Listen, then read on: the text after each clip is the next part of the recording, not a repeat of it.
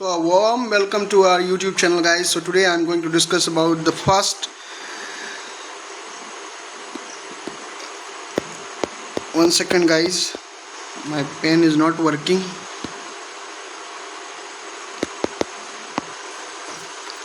I don't know why my pen is not working, but I will try. Okay, मैं सुबह से ही चाह रहा था कि इस किताब के पहले चैप्टर को ख़त्म किया जाए। और मैं आपको बता दूं कि ये किताब जो है भूपेंद्र सिंह की किताब है, एंशिएंट और अर्ली मेडाइवल हिस्ट्री की किताब है, सेकेंड एडिशन की किताब है, ठीक है, लेटेस्ट वाली, ठीक है। और इसमें जो है कुल मिलाकर के 10 चैप्टर्स हैं, 856 पेजेस हैं और इसको हम लोग कंप्लीट करने वाले हैं। आज कम से कम 35 से 40 पेजेस जो है इस पीडीएफ में हम बना करके लाए हैं, बुक का फ़ोटो कॉपी खींच करके, ठीक है। उसका पीडीएफ हम लोग बनाए क्योंकि इसका फ्री पीडीएफ कहीं अवेलेबल भी नहीं है। और आप लोगों को यदि ये पीडीएफ चाहिए तो ज़रूर कमेंट कीजिएगा, ठीक है। आपको हम अपने व्हाट्सएप चैनल पर जो है पीडीएफ दे देंगे। और व्हाट्सएप चैनल का जैसा कि आप लोग जानते हैं कि QR क्विक रिस्पॉन्स जो है कोड वो दिया गया है, QR। आप उसको क्या करेंगे तो स्कैन कर लेंगे और व्हाट्सएप चैनल से जुड़ जाएंगे।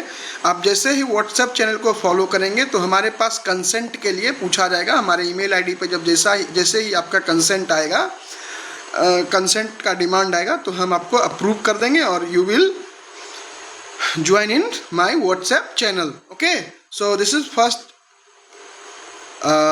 Chapters of this book, understanding literary and archaeological sources. इससे पहले भी एक चैप्टर है इंट्रोडक्शन जो है वो खुद से भी पढ़ सकते हैं। If you are not able to read that chapters, that introduction part, then I'm telling you that if you comment me that please uploaded the very first chapters or introductory part of this book, then I will surely uploaded that video also. Okay, so chapter outline what is the reading ancient text from a, and first of all I'm telling you that this session will be in bilingual mode. It means English mode. The content is in English, whereas the way of our discussion will be in Hindi. Okay, so one thing I am telling you that this is first chapter and the chapter outline is, हमारा जो chapter का outline जो है, reading ancient text from the historical point of view. तो ऐतिहासिक दृष्टिकोण से जो है हम क्या पढ़ेंगे, इस हिस्टोरिकल एंशिएंट टेक्स्ट को पढ़ेंगे, ठीक है, एंशिएंट टेक्स्ट को पढ़ेंगे हिस्टोरिकल पॉइंट ऑफ व्यू से। Archaeology and the early Indian past, तो पुरातत्विक चीज़ों को देखेंगे और अर्ली इंडियन पास्ट को देखेंगे। Epigraphy, inscription, the study of inscription, numismatic, it means coin के बारे में हम लोग पढ़ेंगे। क्वाइन के बारे में पढ़ करके हम लोग समझेंगे कि किस प्रकार, किस समय जो है कैसा। तो इसमें सिर्फ और सिर्फ सोर्सेस की बात होगी, इसमें हम लोग स्रोत की बात करेंगे, ठीक है, स्रोत की बात करेंगे हम इसमें। आप लोग कहेंगे स्रोत भी लिखने नहीं आ रहा है मास्टर को, and master came on YouTube. Okay, ऐसा बात नहीं है दोस्तों, मेरा हिंदी पे फ्लो बहुत कम है, बट आई विल ट्राई। मैं तो शिक्षक हूँ, प्रयास ही करूँगा। तो सबसे पहले हम कलहन के बारे में बात करेंगे। भाई साहब, 1148 में इन्होंने चीज़ों को खुरेदना शुरू किया, चीज़ों को खुरेदना क्या किया तो खुरेदना शुरू किया। और 1150 आते आते इन्होंने क्या किया तो एक किताब लिख डाली, और उस किताब का क्या नाम रहा तो राज तरंगनी रहा, जिसमें कि कश्मीर के शुरुआत से लेकर के 12वीं सदी तक के राजाओं के कालखंड के रूप से जो है पहला जो है इतिहास क्रोनोलॉजी बेस्ड जो है लिखा गया कलहन के द्वारा। तो इनको फर्स्ट हिस्टोरियन भी कहा जाता है। थोड़ी सी इनकी लाइफ के बारे में जान ले तो 1100 से लेकर के 1101 में इनका जन्म हुआ था, 1101 ईस्वी में। तो 1100 तक जो है इनके पिताजी जो थे कश्मीर के राजा के यहाँ क्या थे तो दरबारी थे, दरबार से जुड़े हुए थे और ब्राह्मण परिवार में इनका जन्म हुआ, ठीक है। इनके पिताजी का जो नाम था वो क्या था तो चंपका था, ठीक है, चंपक जो था इनके पिताजी का नाम था। और उसी से राजनीतिक घराने से होने के वजह से इनको बहुत जो है मदद मिला, बहुत चीज़ों को समझने में, बहुत सारे मोनूमेंट को देखने में, बहुत सारे क्रॉनिकल्स को पढ़ने में, मतलब क्रमबद्ध तरीके से जो भी चीज़ें लिखी जाती है, मैन्युस्क्रिप्ट को पढ़ने में, तमाम चीज़ों में जो है इनको बहुत चीज़ें का सुविधा मिला, ठीक है। और साथ ही साथ ये जो है राजतरंगिणी बुक है, इसका अर्थ है रिवर्स ऑफ किंग, ठीक है, reverse of king. Reverse of king जो है राजतरंगिणी का मतलब होता है, और ये 8 वेव में है, 8 अध्याय में है, जिसको कि हम लोग क्या कहते हैं, इसको हम लोग कहते हैं कैंटोस, ठीक है। कैंटोस मतलब तरंग, तरंग माने वेव, तो 8 तरंग जो है इसमें इस किताब में है। ये अपने आप को क्या कहते हैं, ये अपने आप को पोएट भी कहते हैं, gifted and skillful poet and who could make picture of the past come vividly alive. He describe the natural beauty of Kashmir. उन्होंने प्राकृतिक सौंदर्यता का वर्णन किया विद प्राइड एंड फीलिंग, पूरे गर्व के साथ, पूरे फील के साथ। Wave lively characters, sketches and gave dramatic description of political event. तो नाट्यक रूप से जो है डिस्क्रिप्शन दिया पॉलिटिकल इवेंट का भी, ठीक है। चलिए, the past like the present is complex and can be looked at from many perspective. तो बहुत सारे नज़रियों से जो है पास्ट को देखा जा सकता है, और ये हम कभी नहीं कह सकते हैं कि हम एग्जैक्ट इतिहास तक जो है पहुंच गए। हमारे पास जो भी इतिहास लिखी गई है वो इतिहास एकदम सच्ची है, शुद्ध है, सही है, एग्जैक्ट है, वो कभी हो नहीं सकता है। इतिहासकार तमाम जो है स्रोतों के करीब पहुंच करके कुल मिला करके आकलन कर पाते हैं। तो ये कहना बिल्कुल सत्य नहीं होगा कि सारा का सारा जो है एग्जैक्ट ही है। तो मैंने जैसे कि आपको बताया कि कश्मीर के एक विद्वान ब्राह्मण परिवार में इनका जन्म हुआ, कलहन का, और 1148 में इन्होंने शुरुआत की किताब लिखने की, तमाम सोर्स को खंगाला, उसके बाद 2 वर्षों में जो है पूर्ण रूपेण किताब बनकर तैयार हुआ, जिसका नाम रखा गया राजतरंगिणी। राजतरंगिणी माने रिवर्स ऑफ किंग, ठीक है। संरचना और विषय वस्तु यदि देखें तो यह पुस्तक जो है 8 अध्याय कैंटोस में है, विभाजित है, जिन्हें तरंग भी कहा जाता है। इसमें शुरुआती पौराणिक काल से लेकर के प्राचीन काल से लेकर के 12वीं सदी तक की घटनाएं, शताब्दी तक के घटनाएं जो है कश्मीर के राजाओं का क्रमिक इतिहास जो है वो दर्ज है। कलहन ने इसे लिखने के लिए स्थानीय परंपराओं, सिक्कों, शिलालेखों, मैंने कहा ना शिलालेख, इंस्क्रिप्शन, इपिग्राफी, ठीक है, और स्मारकों यानी मोनूमेंट, और अपने व्यक्तिगत अनुभव। और व्यक्तिगत अनुभव इनको कहाँ से आया था, तो इनके परिवार के लोग जो थे, इनके पिताजी जो थे राजघराने से क्या करते थे, तो बिलोंग करते थे, तो वहाँ से इनको बड़ी एक्सपीरियंस, बहुत अनुभव जो है वहाँ से मिला, ठीक है। तो भारत के पहले इतिहासकार जो है इनको माना जाता है, क्योंकि कलहन को अक्सर जो है भारत का पहला इतिहास इसलिए माना जाता है क्योंकि उन्होंने एक न्यायाधीश की तरह जो है, यहाँ पर देखिए यहाँ लिखा है ना, लाइक अ जज विदाउट बायस और प्रेजुडिस। तो इतिहास लिखने में न्यूट्रलिटी होनी चाहिए, ये नहीं कि लेफ्टिस्ट बन करके कुछ भी लिख दिए और राइट विंग होकर के कुछ भी लिख दिए। इतिहास लिखने में जो है पूरे के पूरे आपको जज बनना पड़ेगा, न्यूट्रल रहना पड़ेगा। वो बात अलग है कि आजकल जज भी, खैर चलिए, कंटेम्प्ट ऑफ कोर्ट मुझे नहीं लेना है, ओके, क्योंकि अभी मेरा YouTube का शुरुआती दौर है, हम तो किसी बड़े वकील को हायर भी नहीं कर पाएंगे भाई साहब, ठीक है।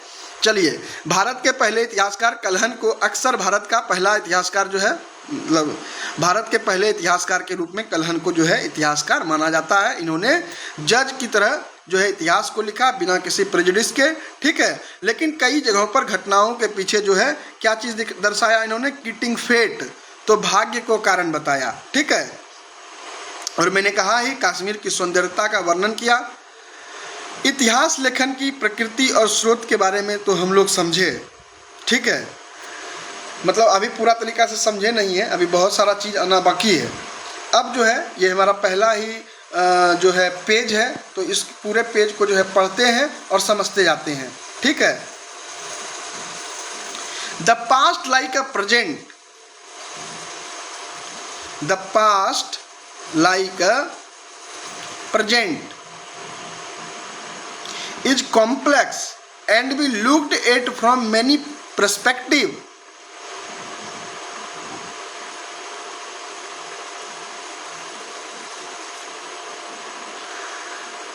There can never be a single and final perfect history, यानी कि इतिहास का कोई एक अंतिम जो है रूप नहीं हो सकता। There can never be a complete or exact pictures of what happened in the past। मैंने पहले ही आपको बताया कि अतीत में क्या एग्जैक्ट हुआ है वो बताना मुश्किल है, वो असंभव है भाई साहब, क्योंकि जो है इतिहासकार क्या करेंगे, सोर्स को खंगालेंगे तो वहाँ तक पहुँच भले सकते हैं, वहाँ तक करीब करीब पहुँचने का कार्य करते हैं। अब एग्जैक्ट थोड़ी सब कुछ, ये सोशल मीडिया का थोड़ी जमाना है, सब चीज़ सोर्स को जोड़ करके लाते हैं। अब कुछ गलती, कुछ अलग चीज़ भी रहा होगा, कुछ हट करके भी रहा होगा, लेकिन करीब करीब वहाँ तक जो है इतिहासकार पहुँच जाते हैं। Task of the historian is to bring us as a close as possible to such a picture. तो उस दृश्य के एज क्लोज एज पॉसिबल, जहाँ तक संभव हो वहाँ तक जो है लाया जा सकता है, इतिहासकार लाते हैं। Historical analysis involve carefully examining the available sources of information. बहुत ही जिम्मेदारी पूर्वक जो है, बहुत ही केयरफुल तरीके से जो है उस इंफॉर्मेशन को क्या किया जाता है, उस सोर्स ऑफ इंफॉर्मेशन को डिकोड किया जाता है और उस डिकोड करके फिर इतिहास लिखा जाता है। Searching of fresh evidence and devising creative innovative way of interpreting historical data. तो जाहिर सी बात है क्रिएटिव इनोवेटिव तरीके से ही जो है इंटरप्रेट किया जाएगा हिस्टोरिकल डेटा को।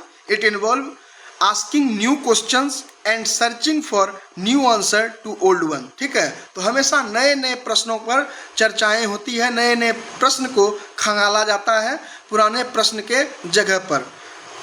New answer to old one. ठीक है, तो पुराने चीज़ों से जो है एक नए आंसर को देने का जो है प्रयास किया जाता है। Debate and disagreement are an important part of the growth of all forms of knowledge and history is no exception. ठीक है, तो इतिहास के पास कोई अपवाद नहीं है, जाहिर सी बात है।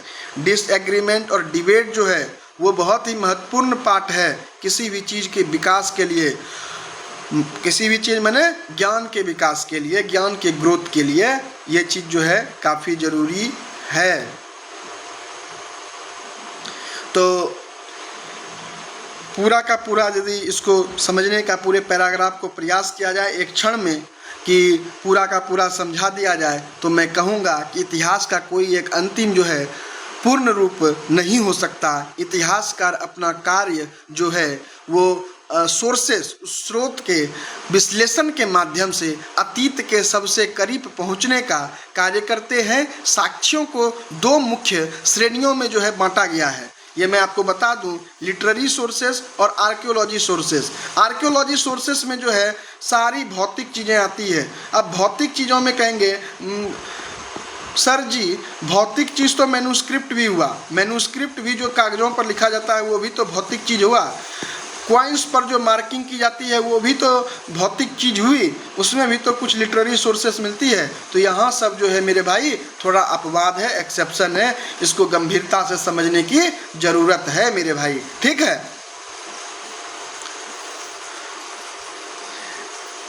all historical interpretations are ultimately based on evidence derived from the sources of history। हमेशा जो है इतिहास के सोर्सेस से ड्राइव किया जाता है।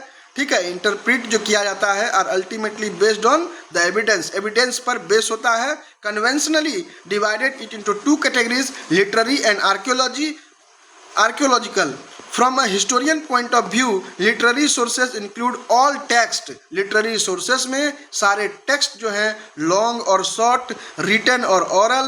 archaeological sources include all tangible, जिसको हम छू सकते हैं, material remains। but these distinctions are not absolute because all remains of past, including literary manuscript, are actually material in nature।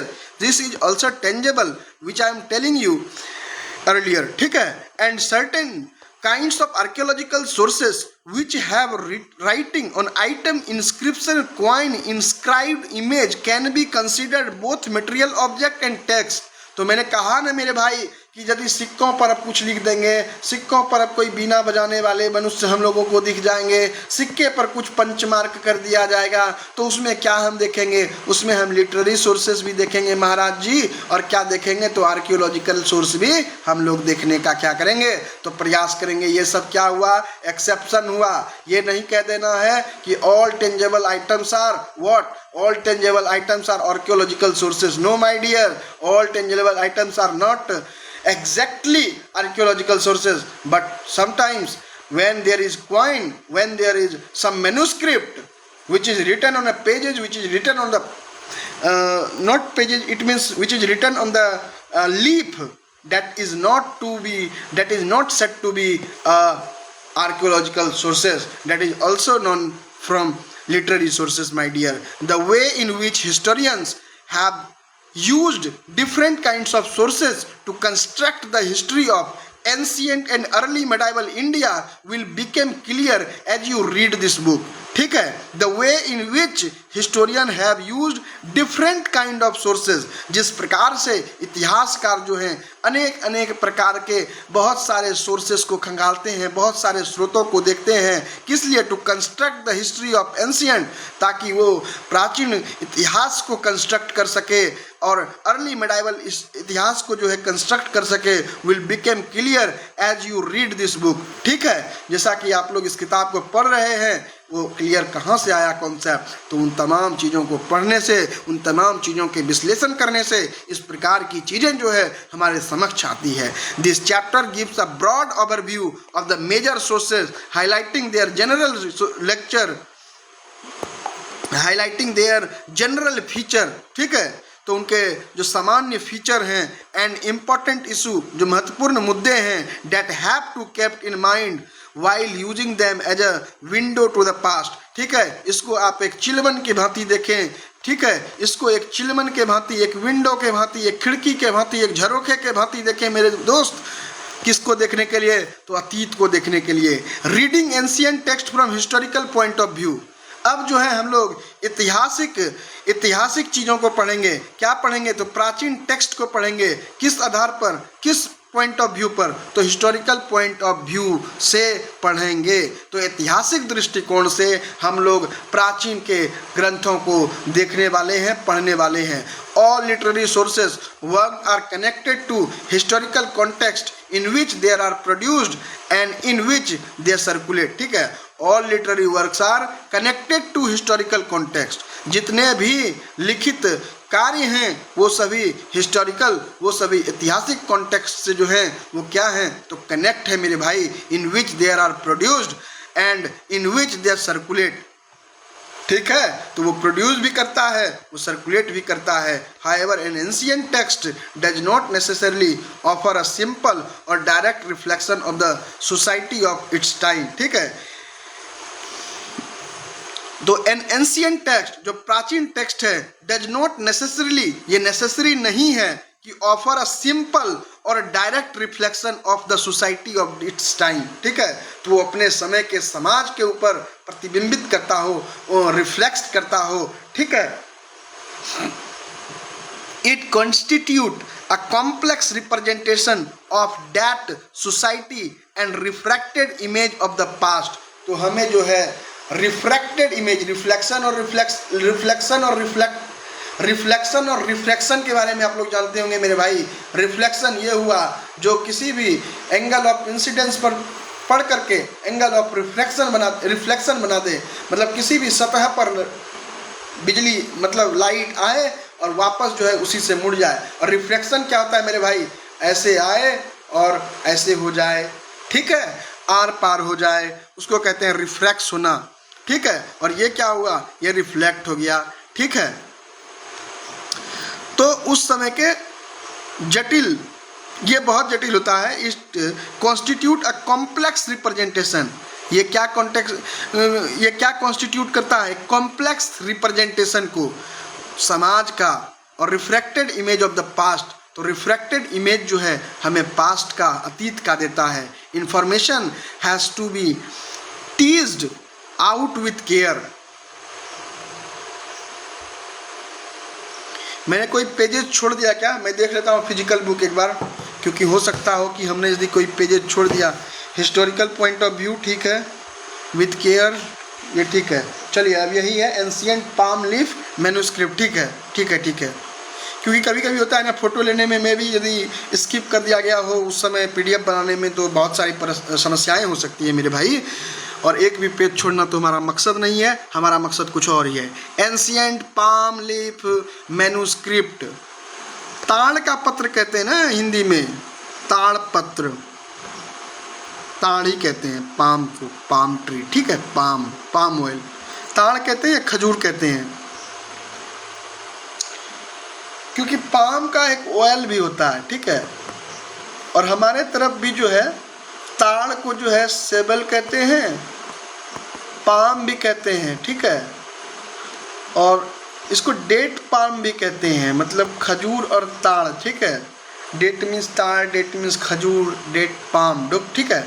एक बार मैं देख लेता हूँ मेरे भाई कि पाम एक्चुअली है क्या, क्योंकि पाम ऑयल जो है वो भी खजूर की तरह ही होता है, छोटा छोटा, और उसके तेल निकाला जाता है, ठीक है।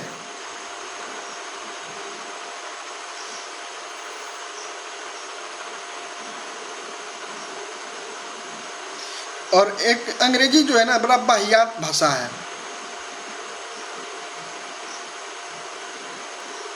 खजूर का पेड़, ठीक है, खजूर का भी तेल निकलता है ना, खजूर के पत्ते पे कैसे लिखा जाएगा। ताड़ का भी पत्र है मेरे भाई, वो जो बड़ा बड़ा सा होता है ताड़, उसमें डमोला होता है, गांव घर में डमोला उसको कहते हैं। और उसी डमोला पर जो है इतना चौड़ा चौड़ा चिट्टी जैसा होता है, मतलब चौड़ा चौड़ा होता है, बहुत ही हार्ड ही होता है। उसमें यदि ग्रीसिंग करके रखा जाए तो बहुत दिन तक, मतलब केमिकल जड़ी बूटी वगैरह लगा करके रखा जाता है, वो बहुत दिन तक रहता है, ठीक है। क्योंकि इससे जो है विटल एंड डोब भी बनाते हैं गांव घर में, हट बनाते हैं, ठीक है, झोपड़ी बनाते हैं। चलिए, एंशिएंट पाम लीफ मैन्युस्क्रिप्ट एक भोजपत्र पर भी लिखा जाता है, ठीक है।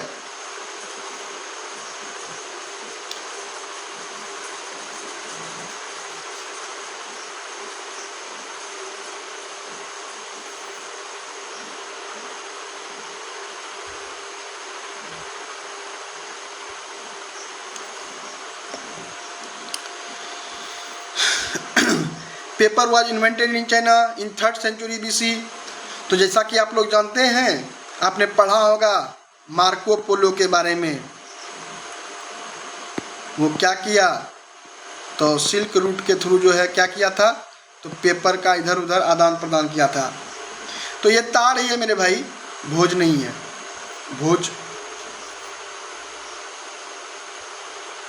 भोजपत्र तो कश्मीर सबकी तरफ होता है।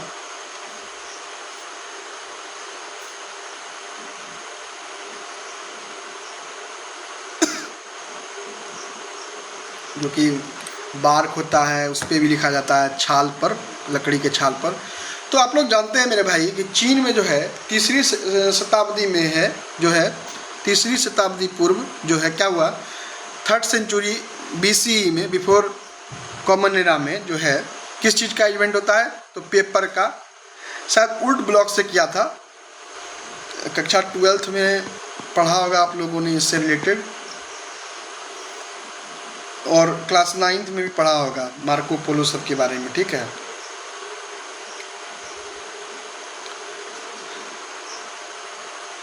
तो चीन में जो है 3री शताब्दी ईसा पूर्व में जो है क्या चीज़ का इन्वेंशन होता है, क्या चीज़ का खोज होता है, क्या चीज़ का इन्वेंट होता है। खोज तो नहीं कहेंगे, मतलब इन्वेंट करना मतलब क्या कहेंगे, एक तरह से बनाना, क्योंकि डिस्कवरी मतलब होता है खोज। New technique led to increasing use, and by 4th century paper had replaced bamboo strip as standard material for writing in that country, ठीक है। तो चीन में 3री शताब्दी ईसा पूर्व जो है कागज का आविष्कार हुआ, ठीक है। आविष्कार, इन्वेंटेड मतलब आविष्कार, ठीक है। लेकिन भारत में लंबे समय तक पारंपरिक सामग्री जैसे ताड़ के पत्ते, संस्कृत में ताल पत्र भी कहते हैं, ठीक है। और तमिल में ओलाई कहते हैं का उपयोग होता था। आपको ये ध्यान रखना है कि तमिल में ताड़ के पत्ते को ओलाई कहते हैं। मे भी किसी एग्जाम में आ जाए तो आप फंस जाएंगे।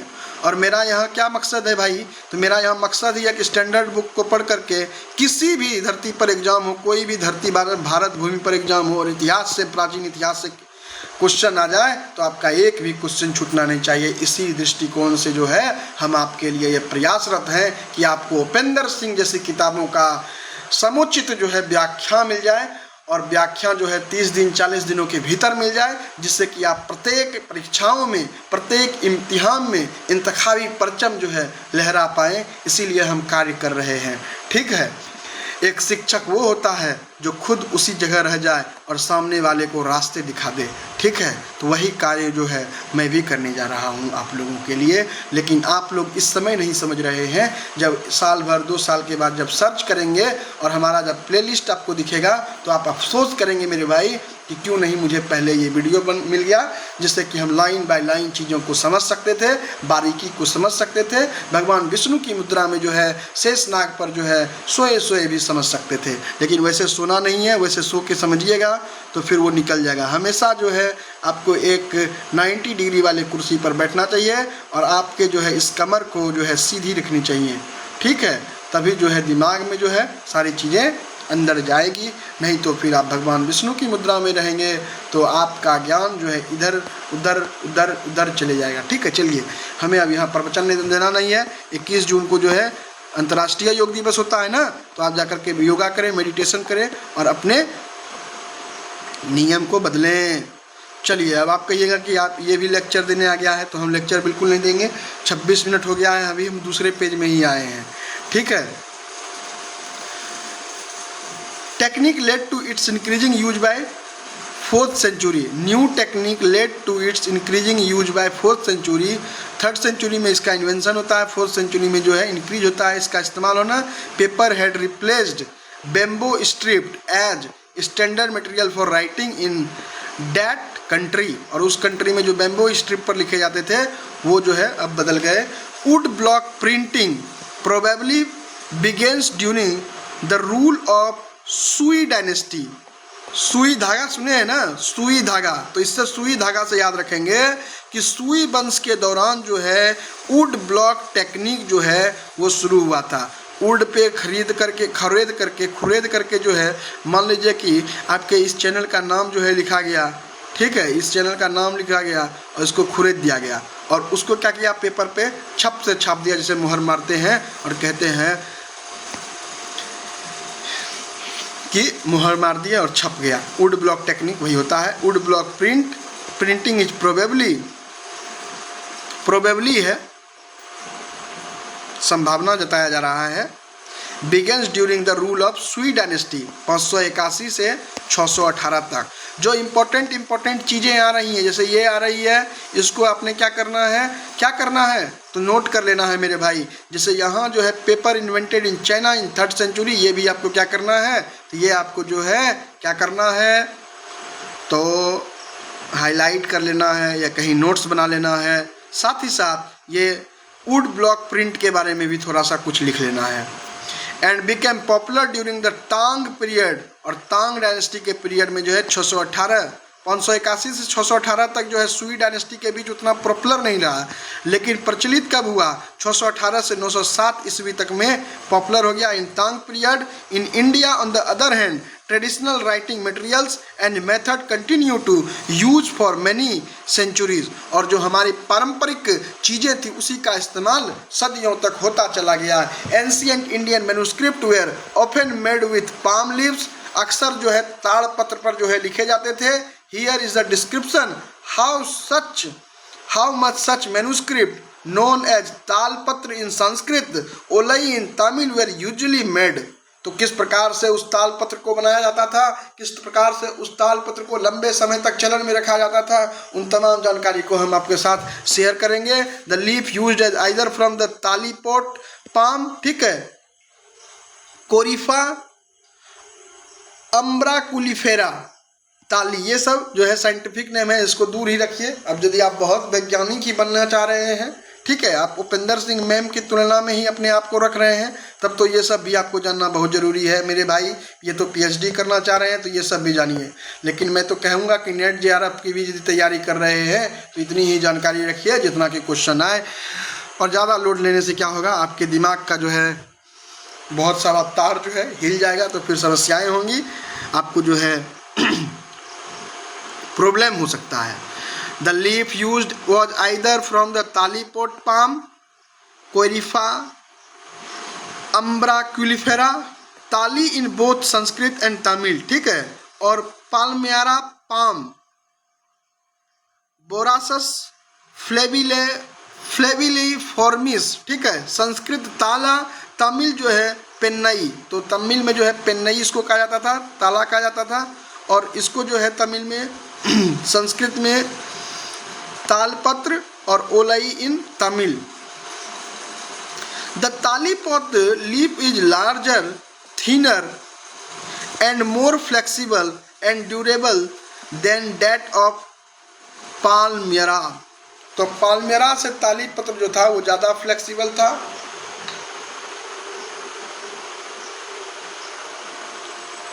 तो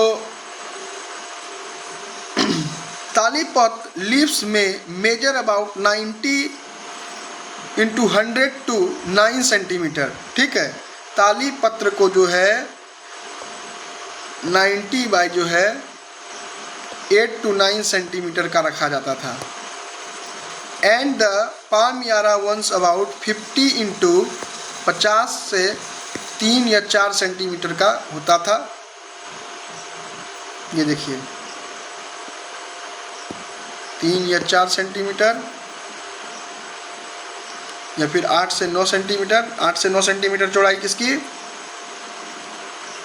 तो तालीपत्र का, तालीपॉट का, ठीक है, तालीपॉट लीव्स में measures about 90 to 8 to 9 centimetre and palmyra ones about 50 into 3 to 4 centimetre. The selected leave were cut to the right shape, ठीक है, तो इसकी बनाने की जो विधि थी, इन पत्ते को काट कर जो है छेद किया जाता था और धागे से बांधा जाता था, राइट शेप में जो है उसको कट किया जाता था, सही आकार में जो है काटा जाता था। उसके बाद जो है दे वेयर देन पैरिस्ड इन 1, 2 और 3 places on the left, middle and right top, ठीक है, तो छिद्र किया जाता था मेरे भाई, कहाँ पे, तो लेफ्ट में किया जाता था, राइट में किया जाता था और टॉप पर किया जाता था। A string was woven through these holes, और इस होल्स के थ्रू जो है स्ट्रिंग धागे को लगाया जाता था, and then wound around the leaves, और इसको जो है इन पत्तों को काट करके जो है बांधा जाता था और लोहे की नुकीली कलम से खुरेद कर लिखा जाता था, ठीक है। फिर अक्षरों को स्पष्ट करने के लिए काजल या चारकोल का लेप लगाया जाता था। मान लीजिए कि ये तालीपॉट है, इस पर हमने लोहे की खुरचनी से खुरेद कर लिखा, अपना नाम ही लिख देते हैं। अपना नाम क्यों, अपना नाम तो गुमनाम रखना है, क्योंकि गुमनाम लोग ही फेमस होते हैं। मान लीजिए कुमार लिख दिए, ठीक है, लोहे के पेन से जो है कुमार लिख दिए और इस पर काजल घिस दिए, ठीक है, और काजल घिस दिए, जहाँ पर खुरेदा हुआ भाग है वहाँ ठीक से दिखना शुरू हो जाता था मेरे भाई।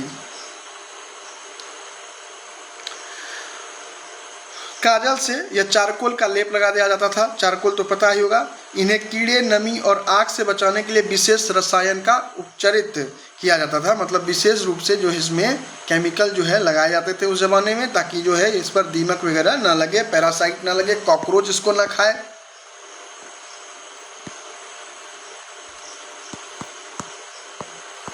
कॉकरोच इसको ना खाए। वो वाला कॉकरोच मैं नहीं बोल रहा हूँ मेरे भाई, वो वाला नहीं बोल रहा हूँ, वो ओरिजिनल वाला कॉकरोच बोल रहा हूँ, ठीक है। One end of the string was knotted और was tied to a small object, example shell, wooden peg और button, to prevent it from slipping out of the holes, ठीक है। तो उस पर जो है कुछ लगा दिया जाता था जिससे कि धागा का साइज गड़बड़ाए नहीं और स्लिप ना करे पेज, इसके लिए। तो ग्रंथों को विशेष करके जो है प्राचीन ग्रंथों के उपयोग के लिए अपनी आयु, रचना काल और लेखक की पृष्ठभूमि, वर्ग, लिंग और वर्ग ग्रहों को समझना आवश्यक हो जाता है, तो वो सब भी हम समझेंगे। The cover of palm leaf manuscript was made up of would, और लकड़ी के जो है उसके कवर बनाए जाते थे। ड्राई पाम पेटियोल्स और इन रेयर केसेस आइवरी, ठीक है, ड्राई पाम के भी बनते थे, पेटियोल्स के भी बनते थे, और बहुत ही रेयर केसेस में आइवरी यानी कि हाथी के दांतों के भी। The writer engraved letter on the leaf with stylus a pointed pen like object, ठीक है, तो एक स्टाइलस से, एक लोहे की नुकीली पेन से जो है उस पर लिखते थे। The leaf was then smeared with spot और powdered of charcoal mixed with vegetable juice so that the black mixture filled the groups, तो वो जो ग्रुप्स होता था उसमें वो भरा जाता था, ठीक है, और फिर उगर करके सामने आ जाता था जब उसको साफ किया जाता था, तो ठीक है, तो ऊपर की सारी चीज़ों को वाइट आउट कर दिया जाता था। Groups and the writing was easy to read, और उस लेखन को आसानी से पढ़ा जा सकता था। The letter ran parallel to the length of the leaves, और लेटर जो था वो पैरेलल जो है लीव्स के, जिसे हम अभी लिखेंगे, हम काइथी लिखेंगे,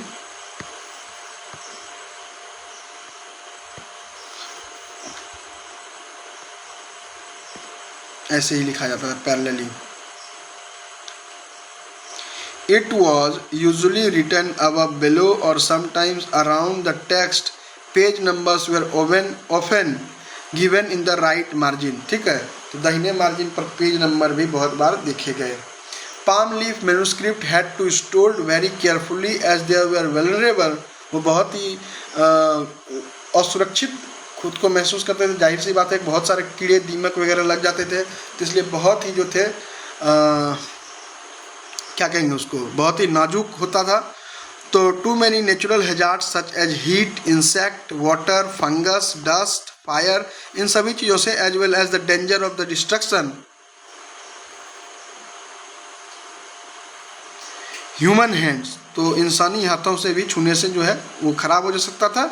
scribe kept the manuscript traditions alive bye repeatedly making copy of old manuscript, लगातार जो है पुराने मैन्युस्क्रिप्ट को नए बनाए जाते थे, ठीक है। This vibrant tradition started decline around the 19th century with the coming of printing press, और ये जो तकनीक था वो पूर्ण रूप से 19वीं सदी में, और आप बताएंगे कि पुर्तगीज़ ने कब प्रिंटिंग प्रेस का क्या किया, तो स्थापना किया, मतलब प्रिंटिंग प्रेस को सेटअप किया। प्रिंटिंग प्रेस पहली दफ़ा किसने इस्टेब्लिश किया वो आपको बताना है। There are special technique for, नहीं तो फिर हम मॉडर्न हिस्ट्री में इसको पढ़ेंगे, कोई भी चीज़ हम समय से पहले नहीं बताएंगे, ये मैं आपको बता रहा हूँ। चाहे आप मेरे बारे में ये सोचो कि इसको कुछ आ रहा है नहीं आ रहा है, मुझे फ़र्क नहीं पड़ता कि ज़माना क्या कहता है, मैं तो सिर्फ और सिर्फ विषय और वस्तुओं के साथ चलूँगा, यही मेरे अंदर की आत्मा कहता है, ठीक है। There are special technique for treating and preserving old palm leaf manuscript, तो एक विशेष प्रकार के जो तकनीक हुआ करते थे इसको संभालने के लिए रसायन जो है इसके ऊपर लगाए जाते थे। First the manuscript is fumigated और treated with insecticide, example thymol, chloromate solution, formaldehyde, phosphine gas, phosphine gas मछली के गैस जैसा महकता है, अजीब तरह का, एथिलीन ऑक्साइड जो है, इस सब से जो है इसको सुरक्षा किया जाता था। The leaves are then cleaned using solvent such as water, detergent और इथाइल अल्कोहल, तो उस समय भी इथाइल अल्कोहल हुआ करता था। नेक्स्ट एनी स्प्लिट, ब्रोकन और डैमेज्ड पोर्शन आर रिपेयर्ड, और फिर देखा जाता था कि यदि कोई ब्रोक हो गया है, टूट गया है, तो उसको जो है रिपेयर भी किया जाता था।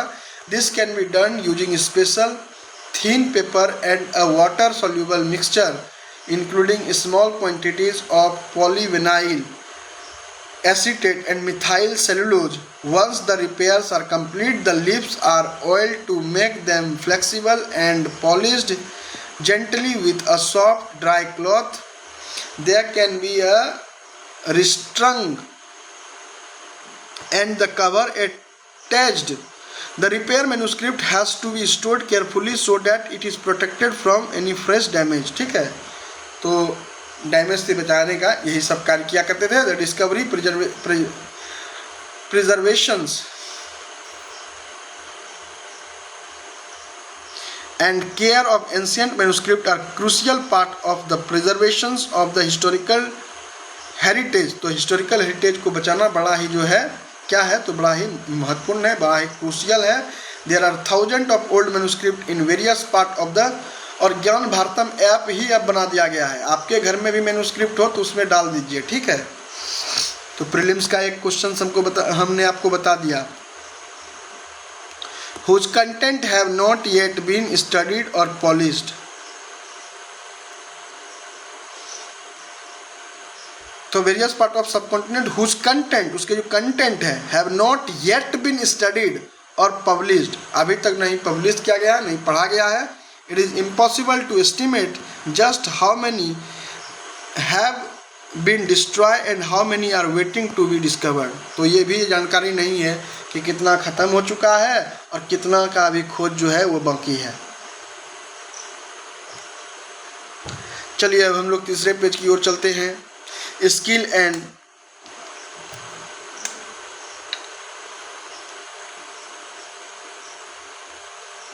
एक मिनट मेरे दोस्त.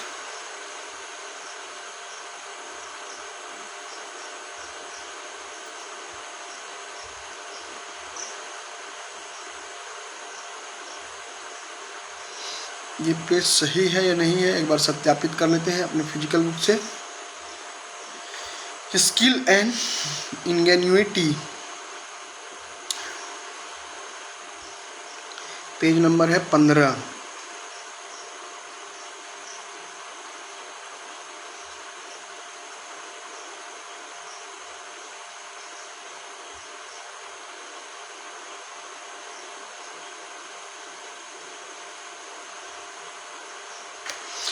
Skill and ingenuity to make historical interference.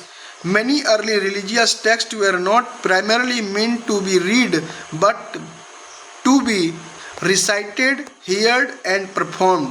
तो बहुत सारे जो है religious text हुआ करते थे, were not primarily meant to be read, वो पढ़ने के लिए नहीं थे, but to recited, ठीक है, उसके उच्चारण करने के लिए, उसको सुनने के लिए, उसको परफॉर्म करने के लिए था. They were passed on orally from one generation to next.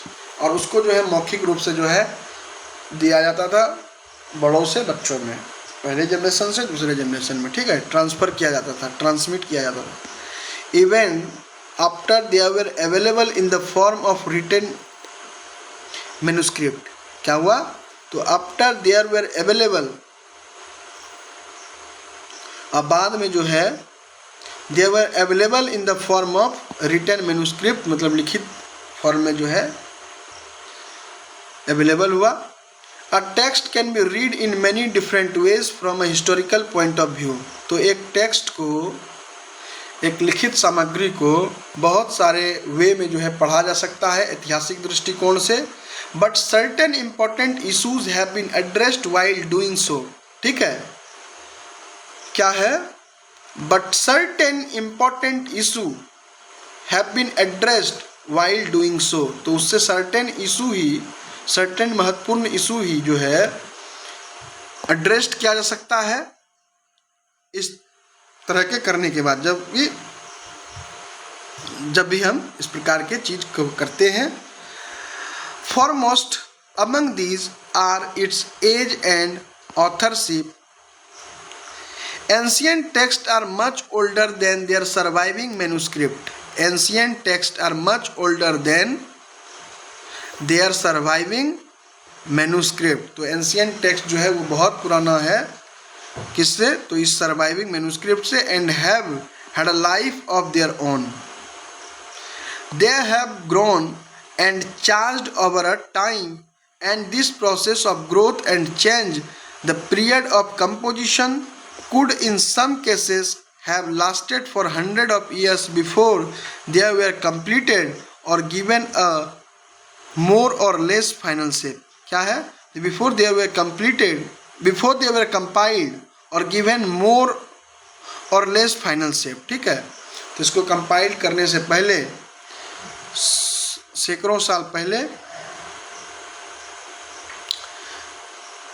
इसका ग्रोथ हुआ, इसमें बदलाव हुआ, इसके पीरियड में जो है कंपोजिशन।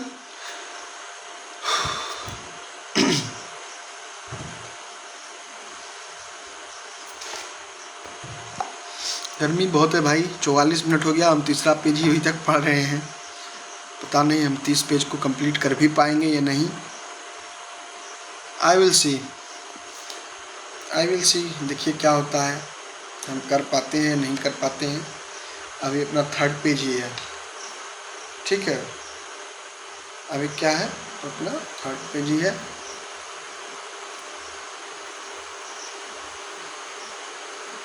चूँकि आप लोग देखते नहीं है ना, इसलिए मोटिवेशन जो है उस तरह का नहीं हाई रहता है।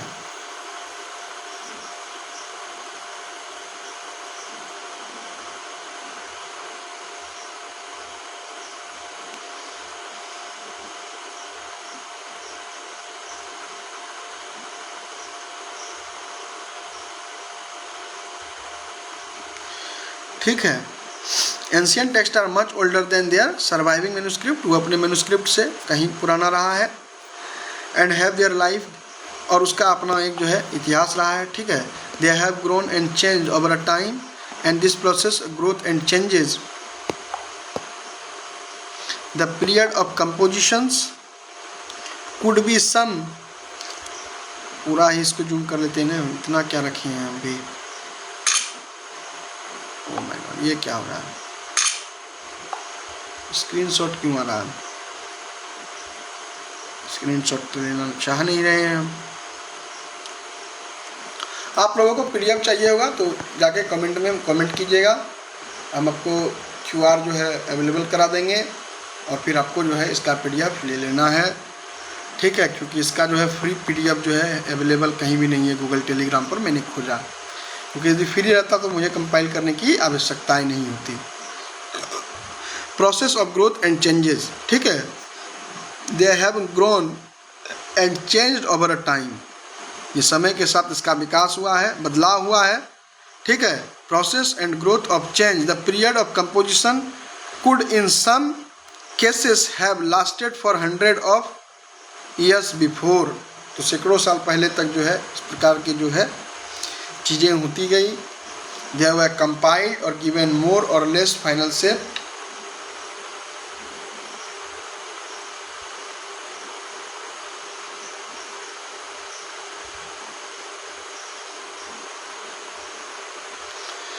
तो a text can be used as a source of historical information, एक टेक्स्ट को किस रूप से इस्तेमाल किया जा सकता है, हिस्टोरिकल इंफॉर्मेशन के स्रोत के रूप में भी, for the period during which it was compose. ठीक है, but if the composition stretched over a long period of time, it became essential to identify its different chronological layer and various additions or interpolations made over a time। ठीक है, और ये यदि बहुत पुराना हो जाता है तो फिर उसको समझना भी जो है कहीं ना कहीं मुश्किल हो जाता है, उस समय के विषय वस्तु को अत्यंत जो है सावधानी पूर्वक जो है फिर समझना पड़ता है। This is not easy to require a various additions or interpolations made over a time.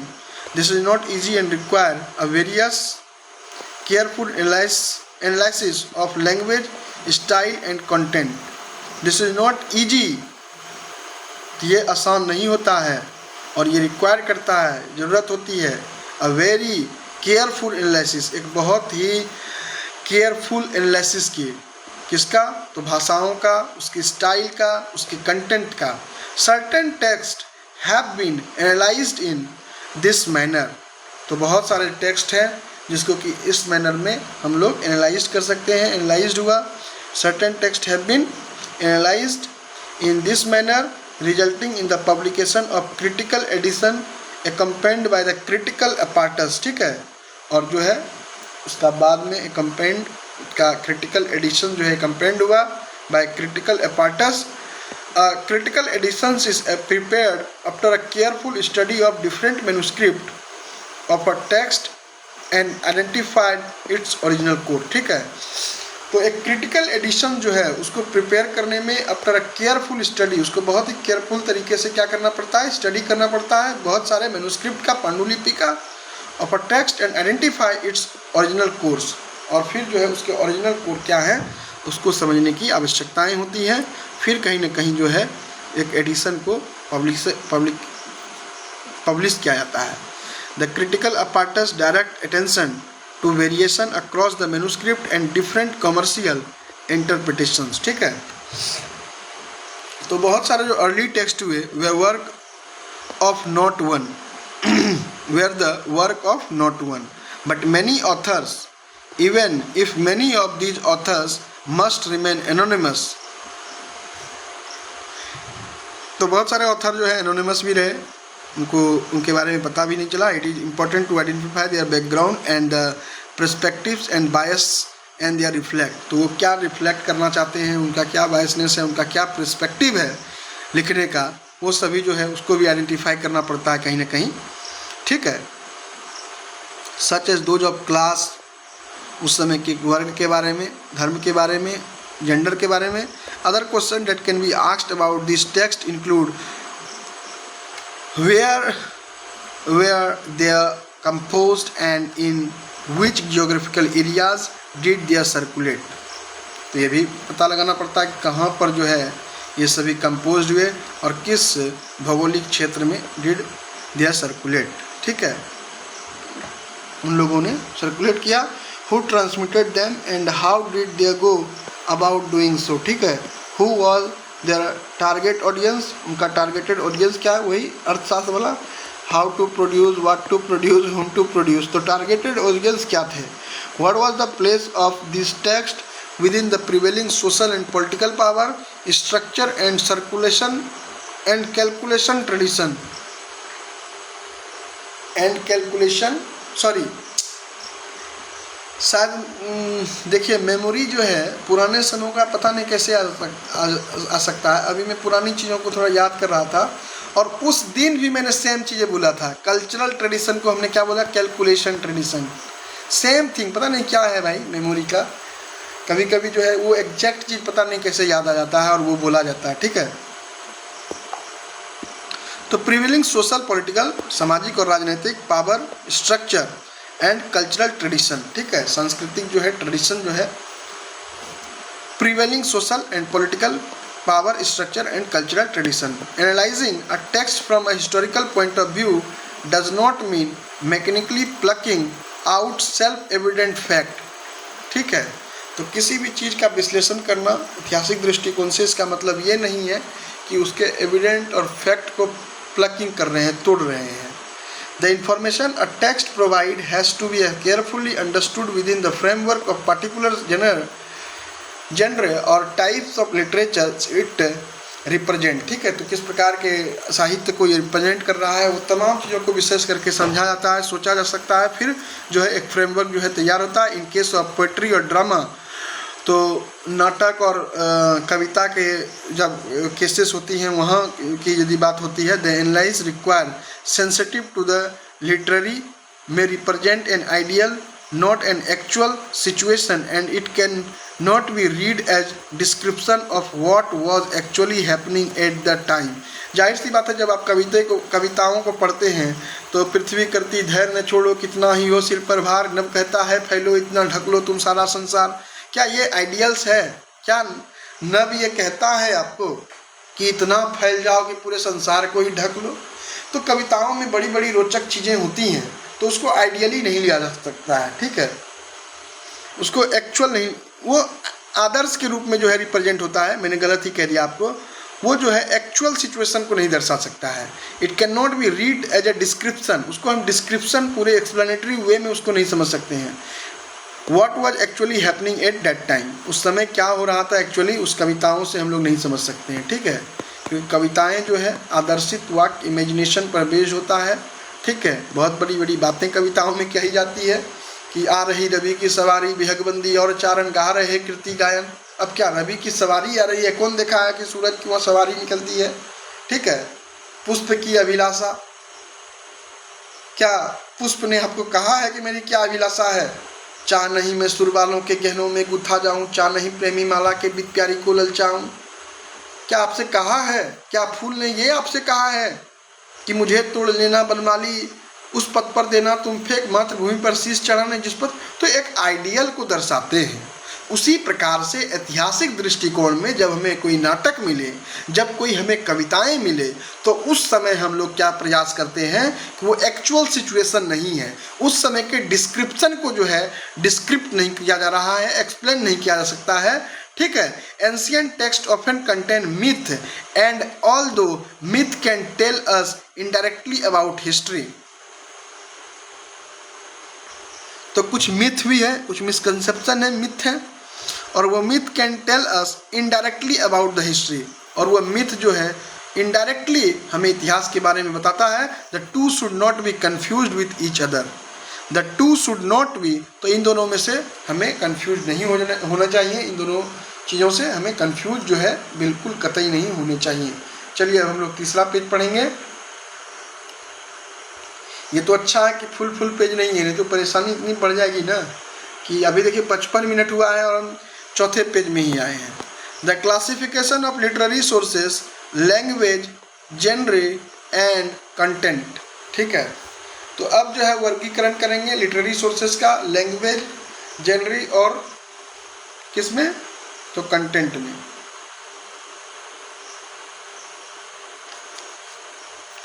एक मिनट फिर हम भौतिक कागजों से सत्यापित करेंगे।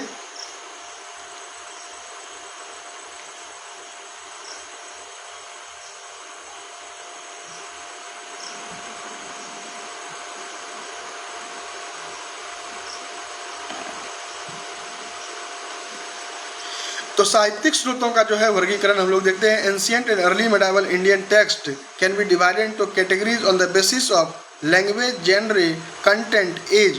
तो प्राचीन भारतीय ग्रंथों को भाषा शैली और विषय वस्तु के आधार पर जो है वर्गीकृत किया जाता है। विश्व की भाषाओं को क्या किया जाता है? In the tradition of the class of literature to which they belongs. ठीक है। तो उसके ट्रेडिशन को, ट्रेडिशंस और उसके क्लास को, उस लिटरेचर का क्या ट्रेडिशन है, क्या धरोहर है, क्या पारंपरिक ट्रेडिशंस है, उसका क्या परंपरा है, क्या वर्ग है उस लिटरेचर का, टू विच दे बिलोंग्स, जिससे वो बिलोंग करता है। तो उसके परिवार को समझने का जो है हम लोग कोशिश करते हैं। Linguistic and philologist, scholar who study old language. तो यहाँ से एक क्वेश्चन आपके लिए मैंने बना दिया। यहाँ से हमने एक फाइलोलॉजिस्ट क्या होता है ये पूछा जा सकता है। फाइलोलॉजिस्ट मतलब स्कॉलर जो कि पुरानी भाषाओं को पढ़ता है। Have divided the language of the world into different family, जो कि भाषाओं को अलग अलग परिवारों में बांटता है। Language belonging to the same families have certain structural similarities and share a significant number of smaller related word or cognate. For instance, Hindi, Punjabi, Marathi, Bengali, Assamese, Gujarati, Sindhi, Odia, Nepali, Kashmiri belongs to the Indo European family. ठीक है। तो भाषाओं को भी अलग अलग परिवारों में बांटा गया है भाई साहब। तो ये जो आपके सामने दिख रहा है भाषा, हिंदी, पंजाबी, मराठी, बंगाली, असमी, गुजराती, सिंधी, ओडिया, नेपाली, कश्मीरी जो है वो इंडो यूरोपियन फैमिली की ये भाषाएँ हैं। तो आपको इतना ध्यान रखना चाहिए कि इंडो यूरोपियन फैमिली की कौन कौन सी भाषाएं हैं? हिंदी, नेपाली, बंगाली, पंजाबी, असमी, गुजराती, सिंधी, उड़िया, कश्मीरी, ये सभी इंडो यूरोपियन फैमिली की है। So do Persian, Greek, Latin, German, French, Dutch, Italian, Spanish, Armenian and many of the other languages of Europe and Asia language of the Dravidian family. और ये सभी भाषाएं जो हैं वो द्राविडियन फैमिली से, माफ़ कीजिएगा मेरे दोस्तों, मैंने लाइन को इधर उधर कर दिया। एक मिनट, इसको सफ़ा पहले कर लेते हैं, उसके बाद रोक दफा करने का प्रयास करते हैं। तो ये सभी भी इंडो यूरोपियन भाषाओं में यहाँ से द्रविडियन शुरू होता है।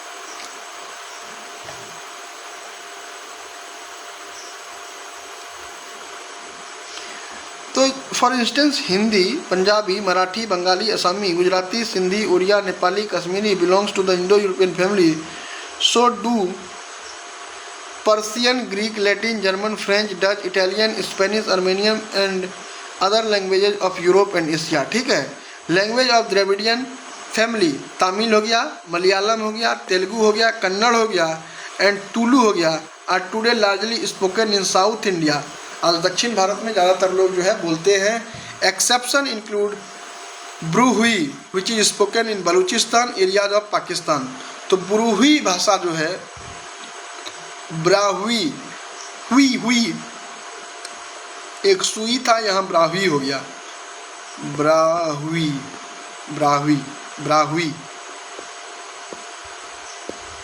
ये भी द्राविडियन भाषा है, द्राविडियन फैमिली से, लेकिन इसको बलूचिस्तान में बोला जाता है। तो इसको ध्यान रखिएगा मेरे दोस्तों, कभी भी प्रीलिम्स फैक्ट में आ सकता है। ठीक है।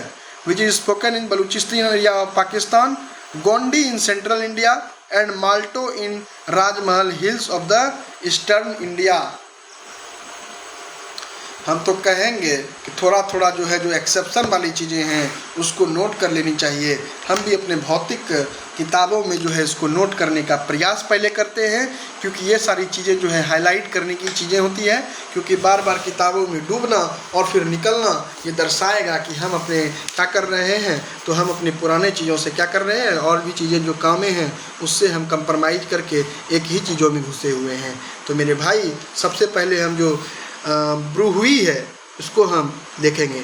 ब्राहुई ये द्राविडियन फैमिली का है, this is from Dravidian, but कहाँ बोला जाता है? It is spoken in Balochistan part of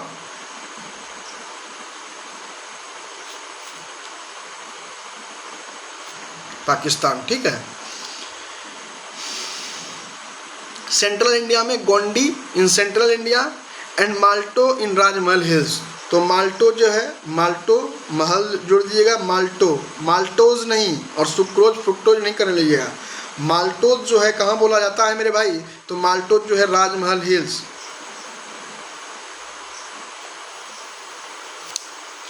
Rajmahal hills में जो है माल्टोज बोला जाता था। और गोंडी जो है सेंट्रल इंडिया में ये बोला जाता था। चलिए, गोंडी तो आपको याद रहेगा, ट्राइब भी है। ठीक है। Which is spoken in the Balochistan area of Pakistan, Gondi in central India and Malto in the Rajmahal hills of eastern India. Santali, Khasi, Mundari and some other languages of eastern India also belongs to Austro Asiatic family. तो खासी, मुंडारी ये सभी जो भाषाएं हैं ईस्टर्न इंडिया की, वो Austro Asiatic family का है। ठीक है। Certain languages of the north east and such as Manipuri, Bodo, Garo and Lushai belongs to the Tibeto Burmese family. Andamani is one of the language spoken in Andaman Island is not apparently related to any known language family। तो अंडमानी जो है ये अभी तक किसी भी family में जो है इसको नहीं रखा गया है। The oldest surviving text in the Indian subcontinent, the Veda. Veda जो है मेरे भाई सबसे पुराना जो है हमारे विश्व में, माफ़ कीजिएगा, हमारे भारत के भूखंड में, भारतीय उपमहाद्वीप पर सबसे पुराना टेक्स्ट के रूप में आपका वेद ही है। और सबसे पुराना वेद जो है मेरे भाई ऋग्वेद है। रायसा से याद रखे होंगे, ऋग, यजुर, साम और अथर्व 4 वेद है मेरे भाई। और 5वां वेद जो है भरत मुनि का नाट्य शास्त्र को ही कहा जाता है। यदि किसी भी प्रश्न में पूछ लिया जाए कि मेरे भाई 5वां वेद कौन सा है, तो आपको जी फाड़ करके, जान लगा करके बोलना है कि नाट्य शास्त्र है। ठीक है। Sanskrit belong to Indo Iranian branch of the Indo European family of the languages. Sanskrit कहाँ से बिलोंग करता है मेरे भाई? तो इंडो ईरानियन ब्रांच से ऑफ इंडो यूरोपियन फैमिली। तो Indo Iranian branch, Indo European family का एक शाखा है इंडो ईरानियन, वहाँ से जो है अपना संस्कृत बिलोंग करता है। As do ancient Pali and Prakrit, there were various dialects of Prakrit, example Maharashtri, Sauraseni, Magadhi। ठीक है, तो ये सब Apabhramsha in terms of used for the further development of Prakrit up to the end of first millennium C. Among the Dravidian languages Tamil had the oldest literatures followed by Kannada, many of them other Indian. Family थोड़ा देख लेना है भाई मेरे। और यहाँ देखिए क्या चीज़ है, भारत में कौन कौन सी भाषाएं कितने परसेंटेज में बोली जाती है वो दर्शाया गया है मेरे भाई। एग्जाम के दृष्टिकोण से देख लेना, तो यह डेटा अपने दिमाग में थोड़ा रखना, ये किसी रूप से जो है वो गलत नहीं होगा। तो भारत में जो है 40.2% लोग जो है 40.2% लोग जो है ये क्या बोलते हैं मेरे भाई, तो ये हिंदी बोलते हैं। क्या बोलते हैं? हिंदी है हम वतन के, हम बुलबुले हैं इसकी, ये गुलसिता हमारा हमारा। अब क्या है नहीं है उससे हमको लेना देना नहीं है, लेकिन 40.2% लोग जो है मेरे भाई हिंदी बोलते हैं। अब देखिए बंगाली की मात्रा जो है 8.3% है मेरे भाई, बंगाली की मात्रा जो है 8.3% है। वही मराठी जो है 7.5% लोग जो है बोलते हैं। और उर्दू यदि बोलने वाले की बात कहें तो हम कहेंगे कि 5.2% उर्दू वाले की संख्या भी है। 4.9% लोग गुजराती बोलते हैं, तो वहीं 3.3% लोग उड़िया, 2.8% लोग पंजाबी और 1% लोग असमी, 2% अदर अन्य भाषाएं बोलते हैं। 7.9% जो है तेलुगु, 6.3% जो है तमिल और 3.9% जो है कन्नड़ और 3.9% जो है मलयालम और 0.04% जो है अदर भाषाएं बोलते हैं। और तिब्बतो बर्मीज जो है 0.965%, 0.07% जो है लैंग्वेज नॉट आइडेंटिफाइड एंड 0.03% जो है सेमिटो हेमेटिक अरबिक बोलते हैं।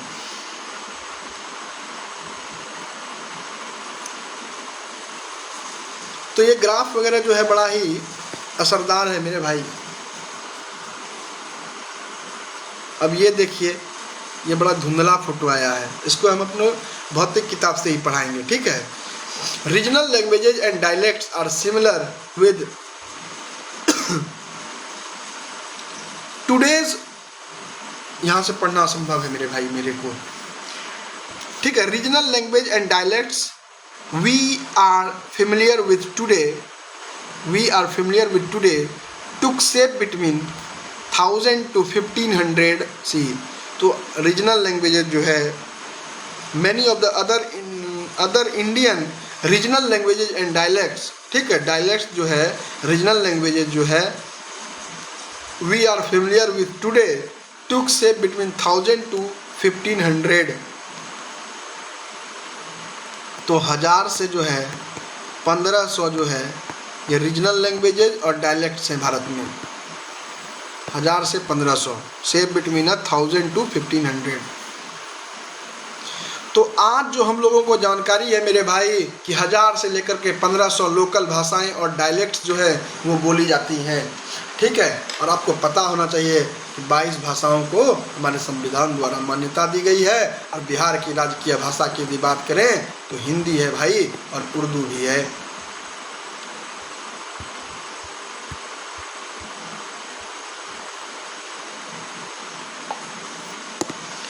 चलिए इसको थोड़ा थोड़ा मिटाते हुए भी चलते हैं। तो 1500 1000 से 1500 बोलिएगा डायलेक्ट और रीजनल लैंग्वेजेस, कहीं भी डेटा आपको यूज किए जा सकते हैं। यदि यूनिटी एंड डाइवर्सिटी की यदि बात करें वहाँ पर यदि ऐसे लिखना आ जाए तो आप इन सभी चीज़ों का जिक्र तो करेंगे ना भाई। ये सब आयाम है, ये सब पिलर हैं। ये सब यदि पिलर छोटे छोटे आप देंगे तो इस पिलर से जो है आप ढलाई भी कर सकते हैं मेरे भाई, और ढलाई करके एक अच्छा खासा मकान बना सकते हैं। So I am telling you again and again my dears कि memorise the data memorize the factual point because it will help to create a large building on the basis of factual information. You need to understand things in conceptual way, but I am telling you some facts, some data is important. किस लिए? तो 4 चांद लगाने के लिए, सोने पे सुहागा के लिए, ठीक है। तो सोने में जब तक सुहागा नहीं मिलाए वो सोना सोना नहीं रहता।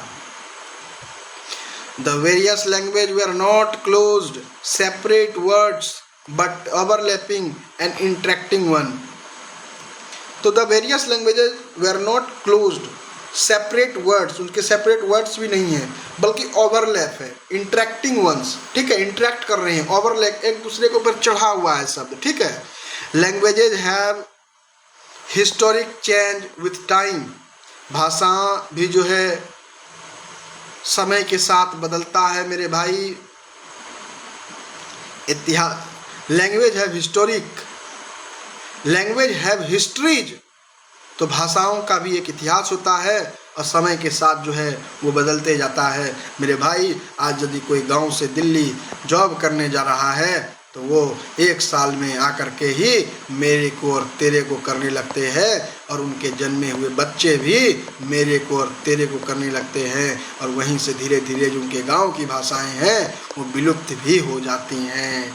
इसलिए अपने भाषाओं पर गर्व करने की आवश्यकता है, अपने संस्कृति, अपने संस्कारों पर गर्व करने की आवश्यकता है, न कि शर्मिंदा करने की, क्योंकि अपनी संस्कृति जो है, अपना नींव जो है, कहीं ना कहीं ये दर्शाता है कि हम संस्कृति के साथ कितने वर्षों से जुड़े हुए हैं, हमारी संस्कृति, हमारी सभ्यता कितनी पुरानी है, ये कहीं ना कहीं दर्शाती है। So this is the pride moment for all of us that we need to memorize, we need to understand our civilization, understand our cultural histories, because it is the base of your entire ancestor. I am telling you, every language is important, but your languages, where you born, where you start taking first breathing, that should be your cultural identities, and you need to maintain that. Okay, language have histories and change with the times. तो समय के साथ ये बदलता जाता है। The pre classical Sanskrit of the Rig Veda in different from the classical Sanskrit of Kalidasa pottery.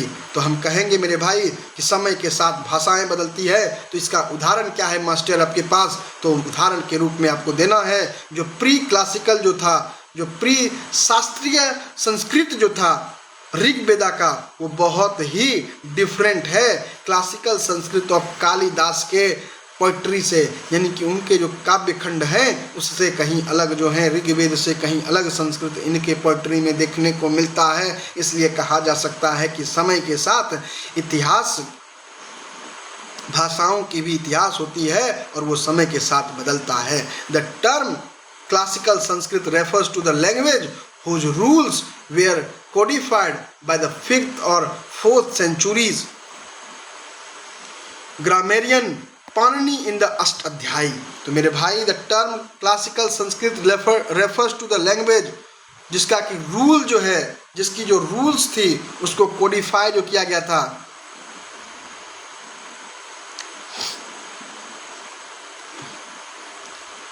जो classical Sanskrit था उसको रेफर किया जाता है, जिसके रूल्स को कोडिफाइड किया था 5th और 4th सेंचुरी वाले ग्रामेरियन जो थे, जो व्याकरणविद थे, व्याकरणाचार्य जो थे, पन्नी जो अपने अष्टाध्यायी में वो तमाम भाषाओं के जो रूल और रेगुलेशन जो है लिखे थे।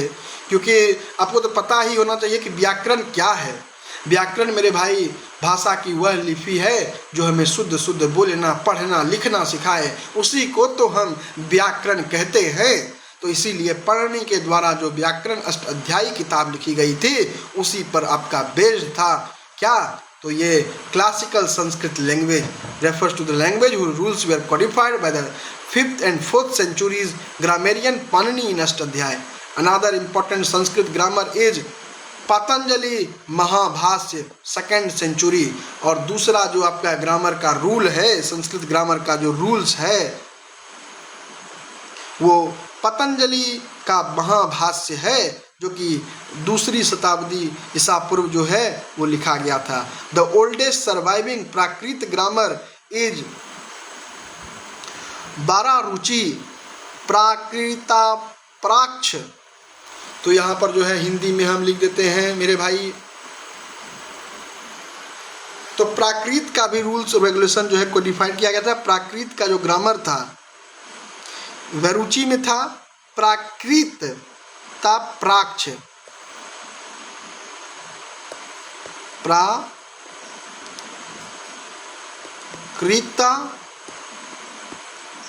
प्राक्ष, प्राकृता प्राक्ष। पता नहीं अब ये वर्ड सही लिखाया है नहीं, क्योंकि आपको तो पता ही है कि मेरा हिंदी बच्चे बदतर है, लेकिन फिर भी प्रयास करते रहते हैं। फ्लो जो है टूट गया है।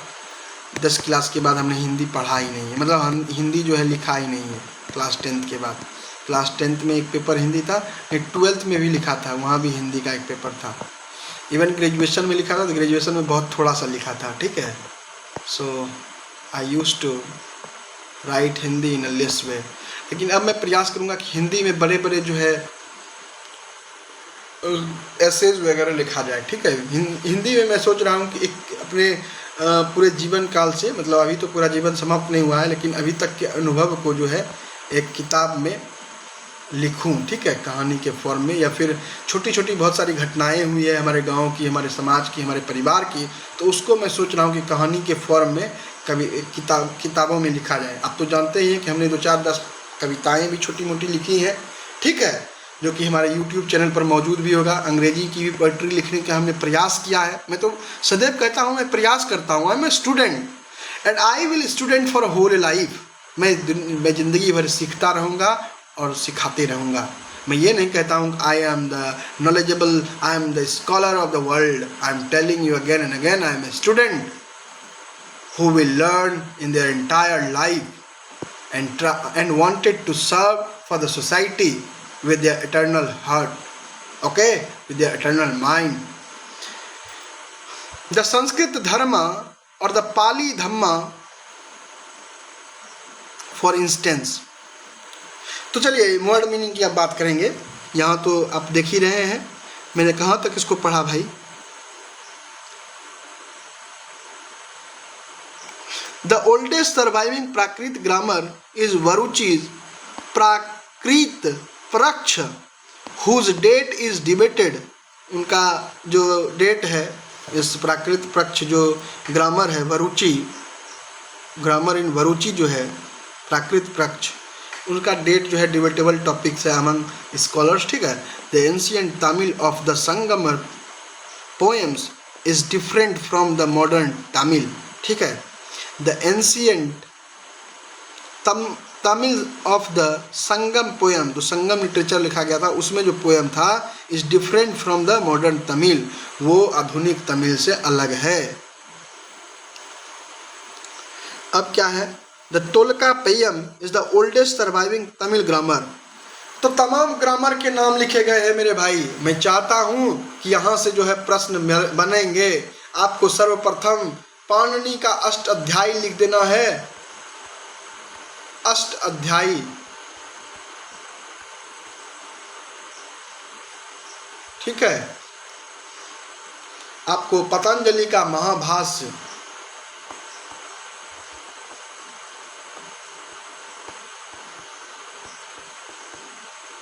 ठीक है। आपको प्राकृत प्रक्ष जो है ये देख लेना है। ये क्या है, तो ये ग्रामर है प्राकृत का, और ये दोनों ग्रामर किसका है, ये दोनों संस्कृत का ग्रामर है मेरे भाई। ये 2nd सेंचुरी में लिखा गया था, ये 5th और 4th सेंचुरी BC में लिखा गया था।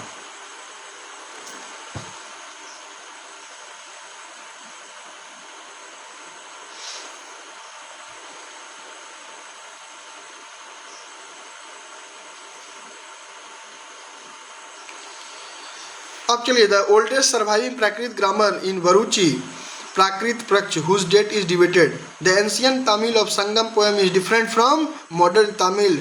द तोलकाप्पयम, आपको याद रखना है कि तमिल का ग्रामर क्या था, तोलकाप्पयम था। क्या था, तो तोलकाप्पयम, तोल्काप्पियम। तमिल के वर्ड तो मुझे आते नहीं है ना भाई, तो मे भी प्रोनाउंसिएशन में थोड़ी गड़बड़ी हो सकती है, मैं ये मानता हूँ। इल्ले इल्ले मुझे इतना ही आता है, ठीक है। और एक मलयालम में मुझे आता है थोड़ा सा, स्नेही कुल्लू और क्या क्या वो फ्री टीज पे वो प्रचार आता था, वहीं से मैंने सीखा था, ठीक है। और बांग्ला थोड़ा बहुत आ रहा है मुझे, ठीक है।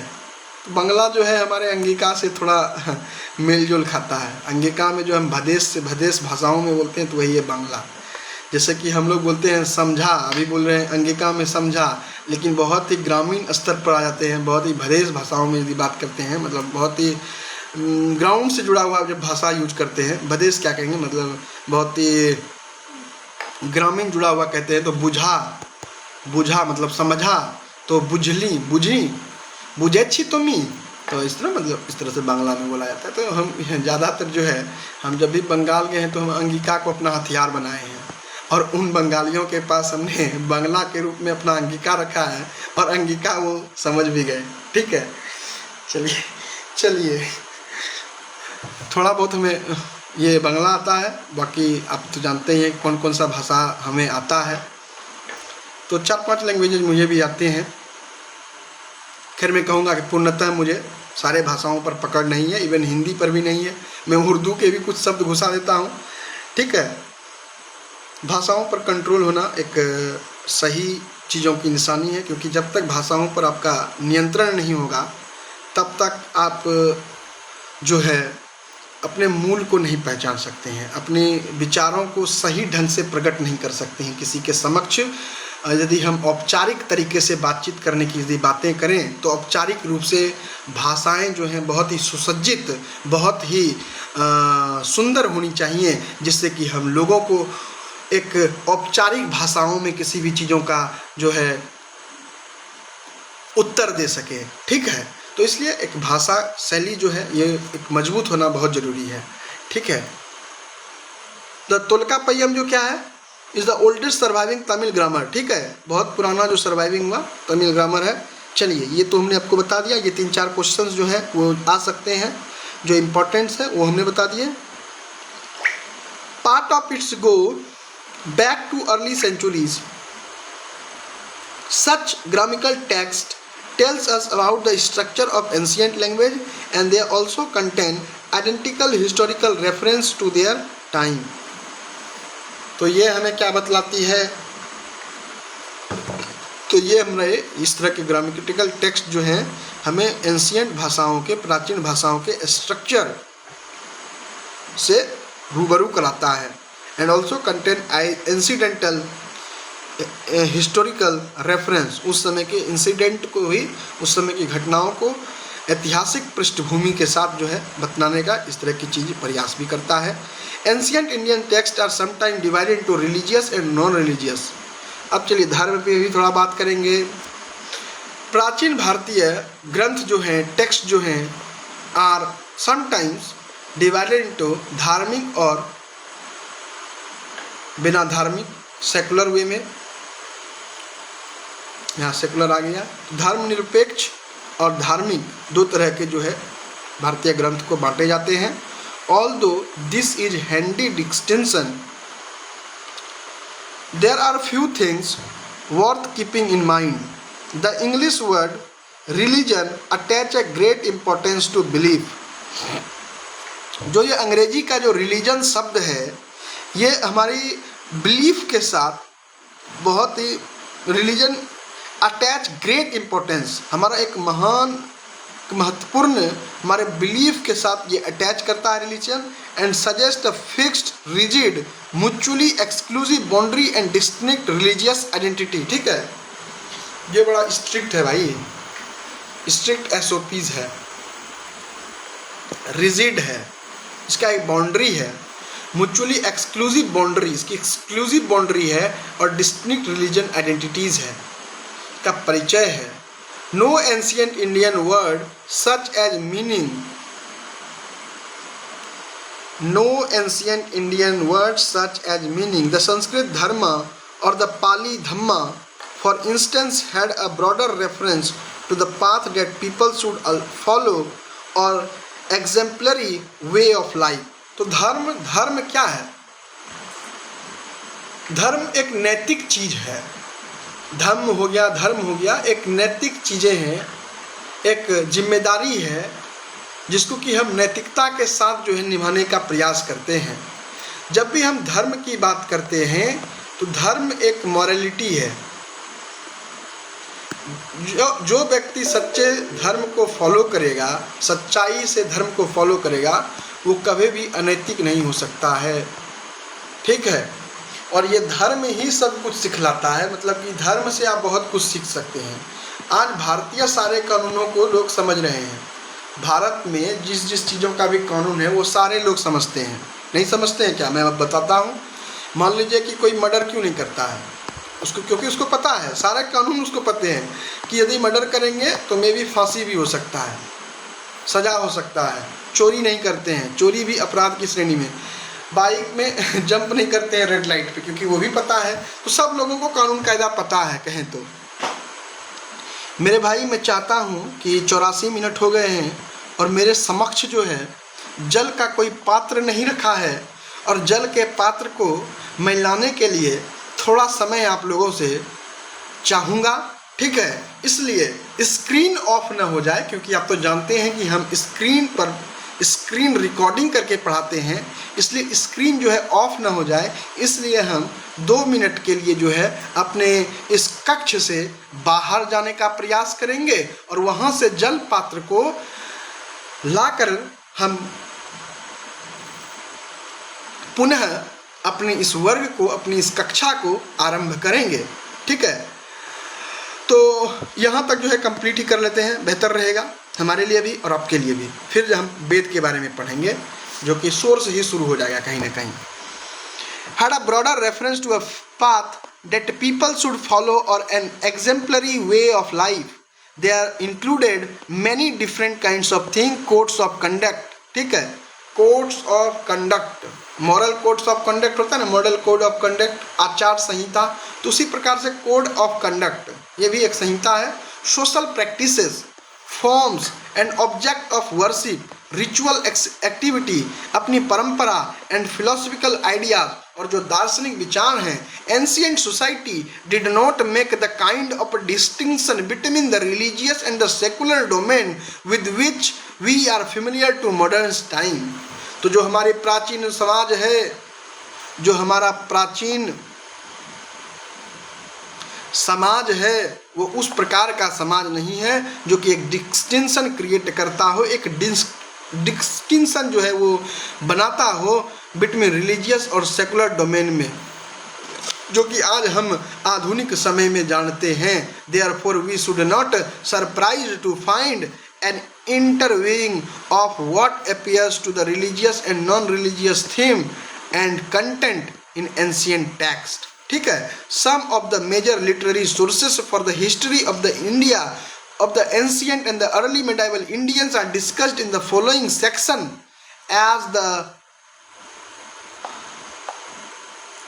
the volume of the text considerable. ये हम क्या कर रहे हैं भाई? Considerable. These should only be considered a representative sample. The idea is to give brief introduction to their range with their special focus on text frequently used and cited by the historian. Most of these words were not historical text, that is एडिस्ट भी कहते हैं इसको। They were not written with the conscious aim of the maintaining an account of what happened in the past, but as well as shall in the course of this book text of any kinds can be used as a source of history. ठीक है, तो ऐसा माना जाता है कि हमारे यहाँ इतिहास लिखने की परंपरा नहीं थी, यह अंग्रेज कहते हैं। मेरे भाई, हमारे यहाँ इतिहास को क्रमबद्ध तरीके में भले ही ना लिखा गया हो, लेकिन ऐतिहासिक स्रोत को जो है दर्शाता है। हमारे देश में ये व्याख्यान करने की प्रचलन नहीं थी कि किसने किस ईस्वी में क्या किया, बल्कि क्या क्या हुआ वो जो है वो महत्वपूर्ण होता था। इसलिए जो है क्या महत्वपूर्ण चीज़ें थी। अब कहेंगे कि क्रमबद्ध तरीके से नहीं है। क्रमबद्ध तरीके से जो है नहीं है, वो इसलिए नहीं है क्योंकि हमारे राजा महाराजा जो होते थे प्राचीन काल के, वो इस चीज़ में बिलीव नहीं करते थे वो कब खा रहे हैं, कब पी रहे हैं, कब सो रहे हैं, बल्कि उनके जो क्या क्या मुख्य कार्य होते थे वो तमाम चीज़ें जो है लिटरेरी सोर्सेस के माध्यम से लिखी गई हैं। तो यहीं पर इतिहासकार कहते हैं हम जा रहे हैं यहाँ पर अपने जल पात्र को लाने के लिए, थोड़ा सा जो है हम क्या करेंगे, हम किसी स्क्रीन को रन करके चले जाएंगे। और स्क्रीन रन करने से क्या होगा हमारा, तो स्क्रीन रन करने से हमारा क्या होगा, तो ये पटना वाला जो है ये आ ही जाता है इंसिडेंट्स। क्या करें मेरे भाई,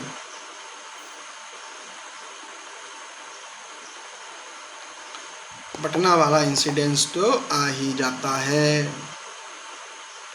इसका वीडियो चला दे मेरे भाई, जो कि कॉपीराइट ना लगाए,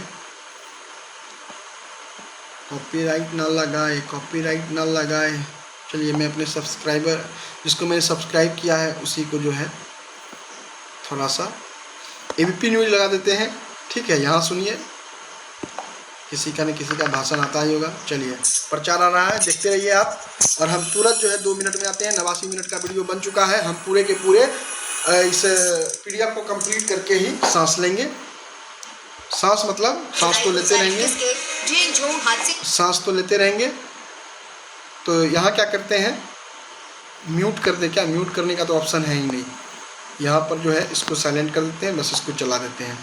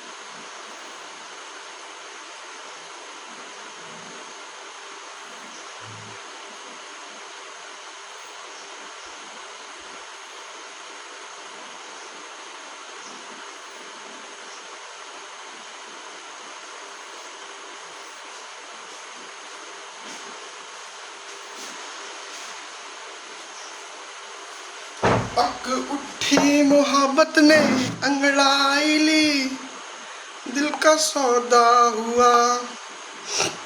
मेरे भाई मैं आ गया हूँ, ठीक है। तो 89 मिनट पे मैं छोड़ कर गया था, 91 हुआ है। 9 2 11 ठीक ही तो है। चलिए अब चर्चाएं हम फिर से आरंभ करेंगे। देखते हैं कितना मिनट का वीडियो बनता है, 5 घंटे का बनता है या 50 घंटे का। कंप्लीट करने का तो पूर्णतः प्रयास करेंगे, आखिरी दम तक करेंगे। यदि हो गया तो बढ़िया, नहीं हुआ तो पार्ट 2 पार्ट 3 के तर्ज पर जो है हम लाने का क्या करेंगे, प्रयास करेंगे। हम कभी ये नहीं कहते हैं कि मुझसे हो ही जाएगा, मैं प्रयास करता हूँ सभी चीज़ों के लिए। अब प्रयास करते करते ही क्या होता है, कोशिश करने वालों की कभी हार नहीं होती और लहरों से डर कर नौका पार नहीं होती। नन्ही चींटी जब दीवार पे चढ़ती है, चढ़ती दीवारों पर 100 बार फिसलती है। तो मेरे भाई हम क्या बातचीत कर रहे थे, हम बातचीत क्या कर रहे थे ये हम आपसे इसलिए नहीं पूछ सकते हैं क्योंकि आप लाइव नहीं हैं। हाँ चलिए हम चर्चाएं कर रहे थे सेकुलर बनाम जो है रिलीजियस। तो प्राचीन भारत में धर्म और धम्म का अर्थ जो है आधुनिक संकीर्ण धार्मिक अर्थ से कहीं व्यापक आचरण का मार्ग, ये जीवन जीने का तरीका, मैंने कहा ना कोड ऑफ कंडक्ट। इसलिए प्राचीन ग्रंथों में धार्मिक और धर्मनिरपेक्ष विषयों का मिश्रण मिलता है। मतलब वो कहीं ना कहीं जो है सेकुलर वे में भी वो सारी किताबें हैं। Text of any kind be used as a source of history. और उस समय के टेक्स्ट को हम लोग, किसी भी प्रकार का टेक्स्ट हो, चाहे वो चूरन खाने की टेक्स्ट हो या हाजमा की टेक्स्ट हो या फिर सोने का टेक्स्ट हो, सभी को हम क्या कंसीडर करेंगे, सोर्स ऑफ हिस्ट्री, इतिहास का स्रोत। अब वेद के बारे में हम लोग चर्चा करेंगे मेरे भाई। In Indian tradition, sorry in Hindu tradition, तो हिंदू परंपरा में the Veda have the status of shruti. Shruti literature मतलब क्या होता है मेरे भाई? ये बोल रहा है और ये कान लगाकर सुन रहा है, ठीक है। ये कान लगाकर क्या कर रहा है मेरे भाई? ये सुन रहा है। ये क्या हुआ? श्रुति लिटरेचर। लिटरेरी टू नो, तो यहाँ तो क्लासिफिकेशन होगा ना। इन हिंदू ट्रेडिशन, हिंदू परंपरा में Vedas have the status of shruti literally that which has been heard, जिसको कि सुना जा सकता है।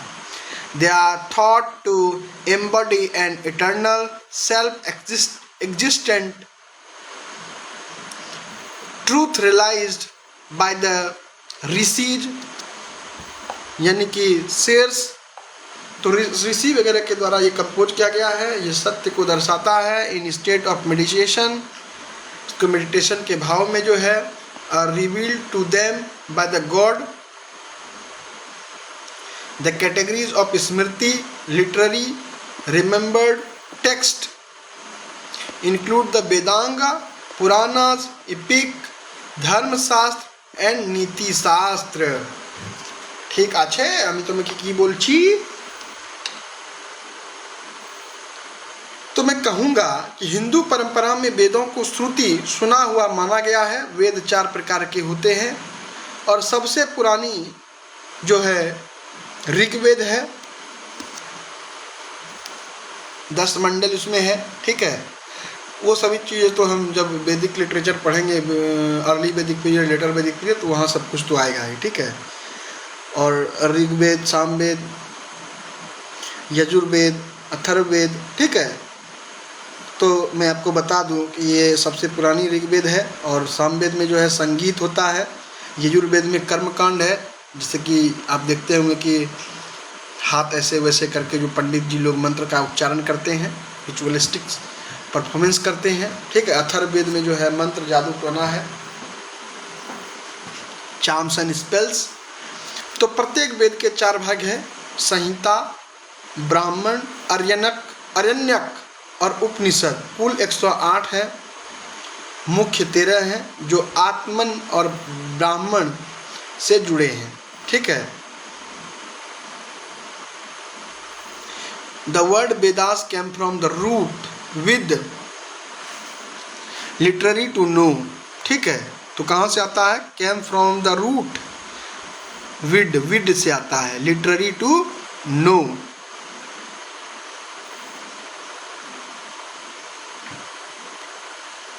And means knowledge,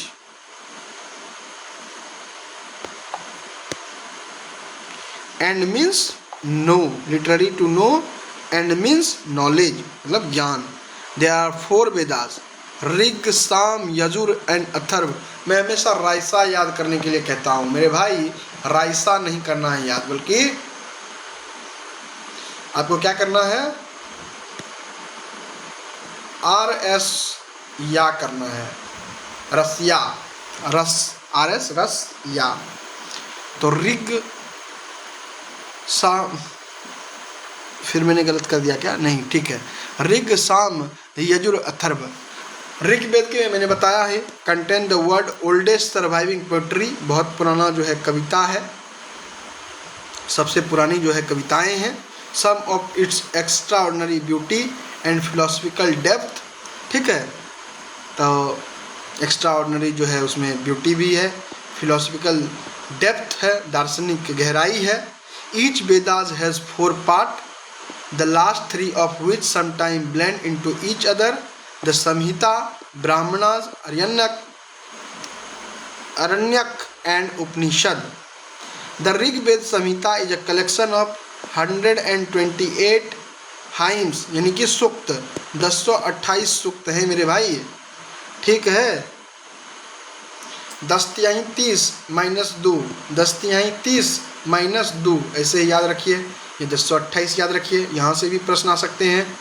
arranged in 10th book और मंडल, 10 मंडल में जो है अरेंज्ड है। The Samaveda consist of 1810 versus, ठीक है, तो 810 वर्ष है, वर्सेस है, श्लोक है, mostly borrowed from Rigveda, arranged according to needs of musical notation. The original melodies are, यहाँ भी मेलोडी आ गया। However, the original melodies are however lost, तो जो इसकी ओरिजिनल जो है वो लॉस्ट हो चुका है।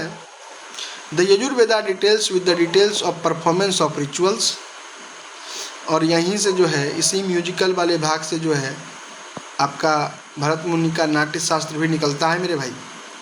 मतलब यहीं से तो शुरुआत तो यहीं से होती है ना, शुरुआत तो यहीं से होती है गाने बजाने का।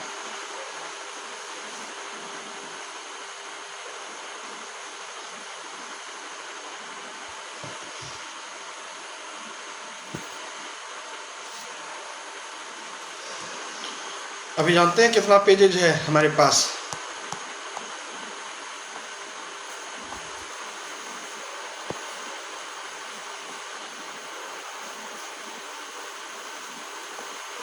अभी भी हमारे पास 23 पेजेज है।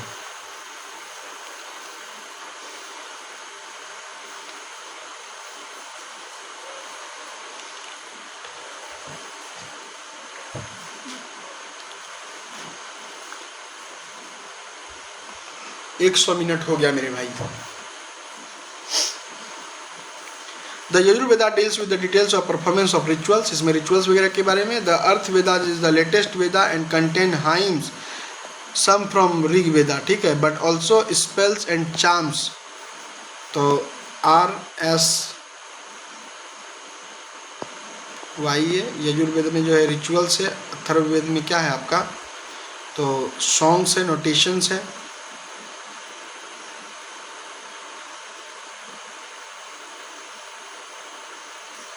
सॉरी, सामवेद में जो है म्यूजिकल नोटेशंस वगैरह है, और यजुर्वेद में क्या है आपका,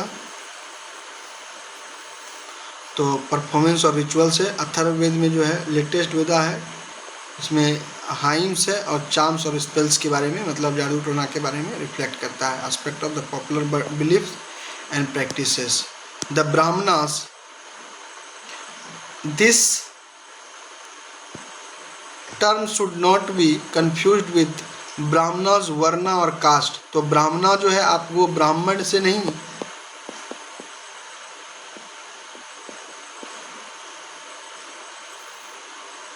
इससे आप कांटेक्ट नहीं करना है, ब्राह्मण से नहीं, मतलब कास्ट से, जो कास्ट वाला ब्राह्मण होता है उससे आपको कंफ्यूज नहीं होना है।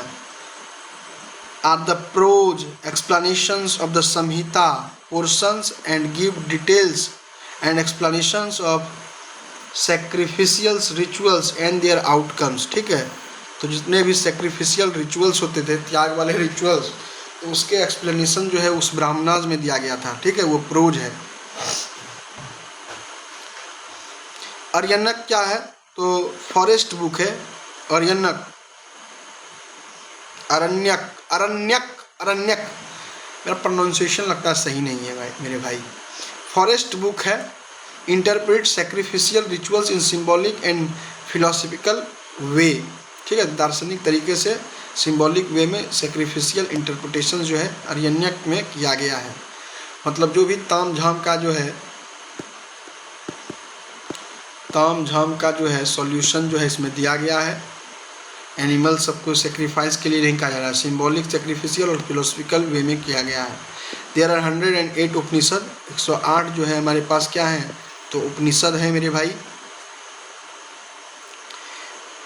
Among which 13 are considered the principal ones, उनमें से 13 जो हैं क्या कंसिडर किए जाते हैं, प्रिंसिपल वंश हैं, ठीक है। द उपनिषद कंटेंट मतलब 13 जो हैं बड़े ही सैद्धांतिक रूप से उसको माना जाता है,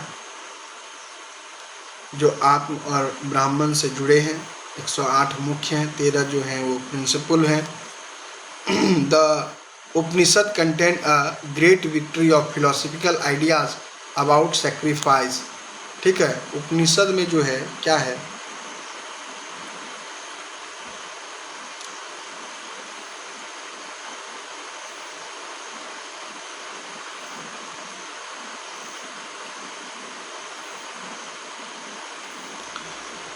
Upanishad content a great variety of philosophical ideas. Upanishad में एक बहुत ही दार्शनिक विचार गहराई जो है दी गई है अबाउट द सेक्रीफाइस, ठीक है। तो वो सारी चीज़ें जो बलि वगैरह जो दिया जाता था, सेक्रीफाइस वगैरह जो दिया जाता है, उसका फिलोसफिकल कॉन्टेक्स्ट जो है इसमें दिया गया है।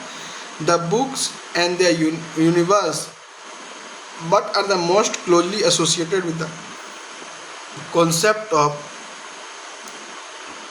एक बार हम भौतिक किताब में सत्यापित करेंगे इसको, कॉन्सेप्ट ऑफ आत्म एंड ब्राह्मण, ठीक है। तो ये तो मैंने कहा ही आपको, आत्म और ब्राह्मण से जो है ये कॉन्सेप्ट पर एसोसिएटेड था। Within the Vedic corpus as a whole book 2 to 7 known as the family of book. तो within the Vedic corpus as a whole book 2 to 7 known as the family book, ठीक है। तो 2 से 7 मंडल तक 10 राजाओं के इसमें युद्ध के भी उल्लेख दिए गए हैं, ठीक है। और ये जो है क्लोजली, ये जो है family book known as the family book इसको जाना जाता है, ठीक है। Of the Rig Veda Samhita are considered the oldest. तो दूसरे से लेकर के 7वें मंडल तक जो है इसको ओल्डेस्ट वन कहा जाता है ऋग्वेद का, और 3 जो है बाद में जोड़ा गया है 10वां तक, ठीक है। हर एक इधर वाला भी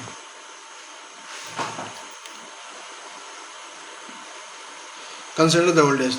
the later portion of the Samhitas along with the other Vedic text comprise later Vedic period. और वो जो है लेटर वैदिक पीरियड में जो है कंपोज किया गया, कंपाइल किया गया उसमें, ठीक है। With all the other Vedic text comprise later Vedic period. और सभी जो हैं आपके साम हो, अथर्व हो, यजुर हो, ये सारी चीज़ें जो है ये लेटर वैदिक पीरियड में ही कंप्राइज हुआ। देयर आर सेवरल रेसेसन शाखाज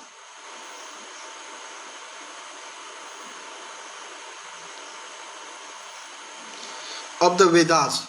तो वेदों के भी बहुत सारे शाखा हैं associated with the different school, यानी कि charan of the Vedic study and interpretations, ठीक है। The term shakha and charan are often used interchangeably. तो कभी कभी इसको एक दूसरे से रिप्लेस भी करके इस्तेमाल किया जाता है शाखा और चरण को, ठीक है। द शाखाज और shakhas is only surviving recension of the Rig Vedas. The text of Yajurvedas are divided into those of the Shukla white school and Krishna black school, ठीक है। शुक्ल मतलब क्या हो रहा है यहाँ पर, श्वेत, शुक्ल, शुक्ल मतलब white, एंड कृष्ण यानी कि ब्लैक। तो शुक्ल पक्ष और कृष्ण पक्ष कहते हैं ना। The text of Yajurveda divided to those of the Shukla white school and the Krishna black school. Yajurveda जो है 2 भागों में विभाजित है, एक शुक्ल स्कूल में और एक कृष्ण स्कूल में। The recension of the Shukla जो ये शाखा है also known as Vajasaneyi. Yajurveda are Madhyandina and Kanva. The black school is represented by Kathaka, Kapisthala, Maitrayani and Taittiriya recension. तो इस शाखाओं से जो है ये सारी चीज़ें जो है कंसिडर की जाती है। The main difference between the text of 2 schools in the samhitas of the white schools contain only mantras, prayer and sacrificial formulae। तो वाइट स्कूल में जो है मंत्र है, प्रार्थना है, सेक्रिफिशियल फॉर्मूले है, ठीक है। While the text of the black school the mantras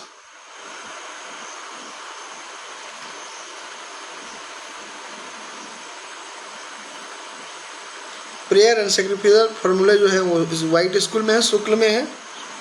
While the text of the black school, the mantras are accompanied by the commentary describing discussing various aspects of a sacrificial ritual। तो उस मंत्र को बहुत सारे तरीके से जो है एक्सप्लेन किया गया है,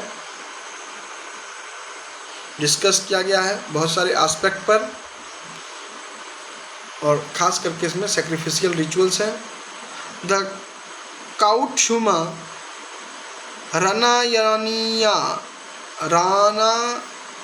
यानिया and Jaiminiya Talavakara are recension of the Sama Veda. तो ये सही शाखा जो है कोथामा, रानायानिया, जैमिनिया और तालवाकरा, ये सभी क्या हैं, साम वेद के शाखा हैं। And Shaunaka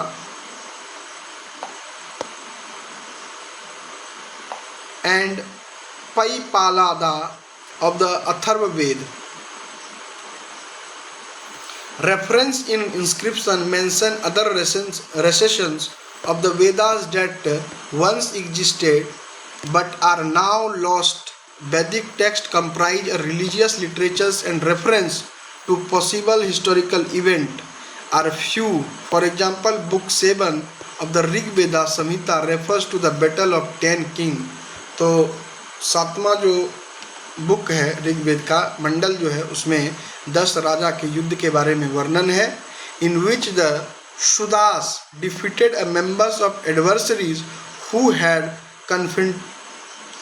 कन्फेडरेटेड against him. ठीक है, तो सुदास करके जो एक राजा है, defeated a number of adversaries who had confederated against him. ठीक है, historian have tried to reconstruct various aspects of the culture represented in the Vedas, but it is not easy to interpret the vast and complex literature। ठीक है, तो वेद को भी represent करने का, इसकी संस्कृति को रिप्रेजेंट करने का हिस्टोरियन जो है, इतिहासकार करना चाहता है, लेकिन ये बहुत ही बड़ा है, बहुत ही जटिल है, इसलिए इसको इजी नहीं है इंटरप्ट करना। ठीक है, इंटरप्रीट करना, सॉरी।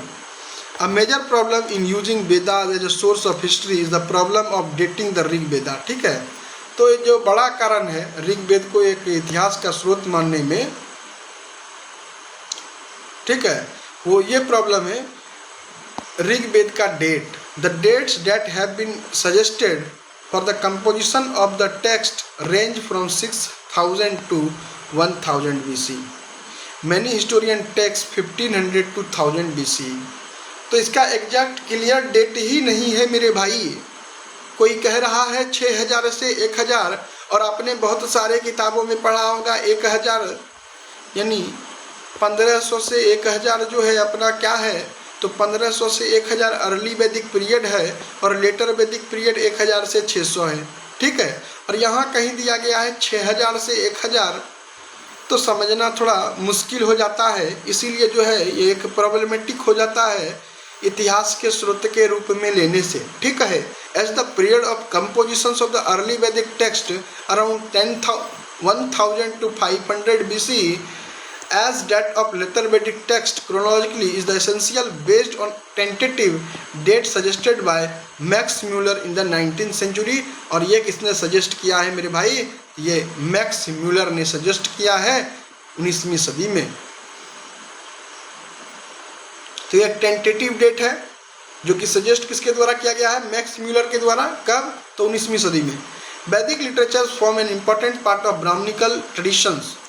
वैदिक लिटरेचर जो है मेरे भाई, ये ब्राह्मण परंपरा को खास तौर पर महत्वपूर्णता से, ये उनके साहित्य का एक फॉर्म है। वैदिक लिटरेचर फॉर्म एन इम्पॉर्टेंट, ये क्या फॉर्म करता है, एक महत्वपूर्ण पार्ट को फॉर्म करता है, भाग्य का निर्माण करता है, जो कि ब्राह्मण के परंपरा को दर्शाता है। Text preserved and transmitted by the section of Brahmanas male. और जो इस टेक्स्ट को जो ट्रांसमिट किया गया है, जो प्रिजर्व किया गया है, वो ब्राह्मण के पुरुष द्वारा किया गया है। It reflect there religious belief, practices and point of view as a source of history. These texts are used for information about the life in part of the northwestern and northern India during second and the first millennium BC. ठीक है, a source of history and point of view as a source of history. These texts used for information, ये text जो है सूचना के लिए इस्तेमाल किया जाता है। किस लिए? About the life in part of north western, पश्चिम उत्तर पश्चिम के जिंदगियों के बारे में जानकारी के लिए, सूचना के लिए, और नॉर्थ इंडिया की जानकारी के लिए during second and first millennium BC में क्या उनके हालात थे, इसको जानने के लिए हम लोग क्या चीज़ का इस्तेमाल करते हैं मेरे भाई? तो ऋग्वेद का इस्तेमाल करते हैं मेरे भाई।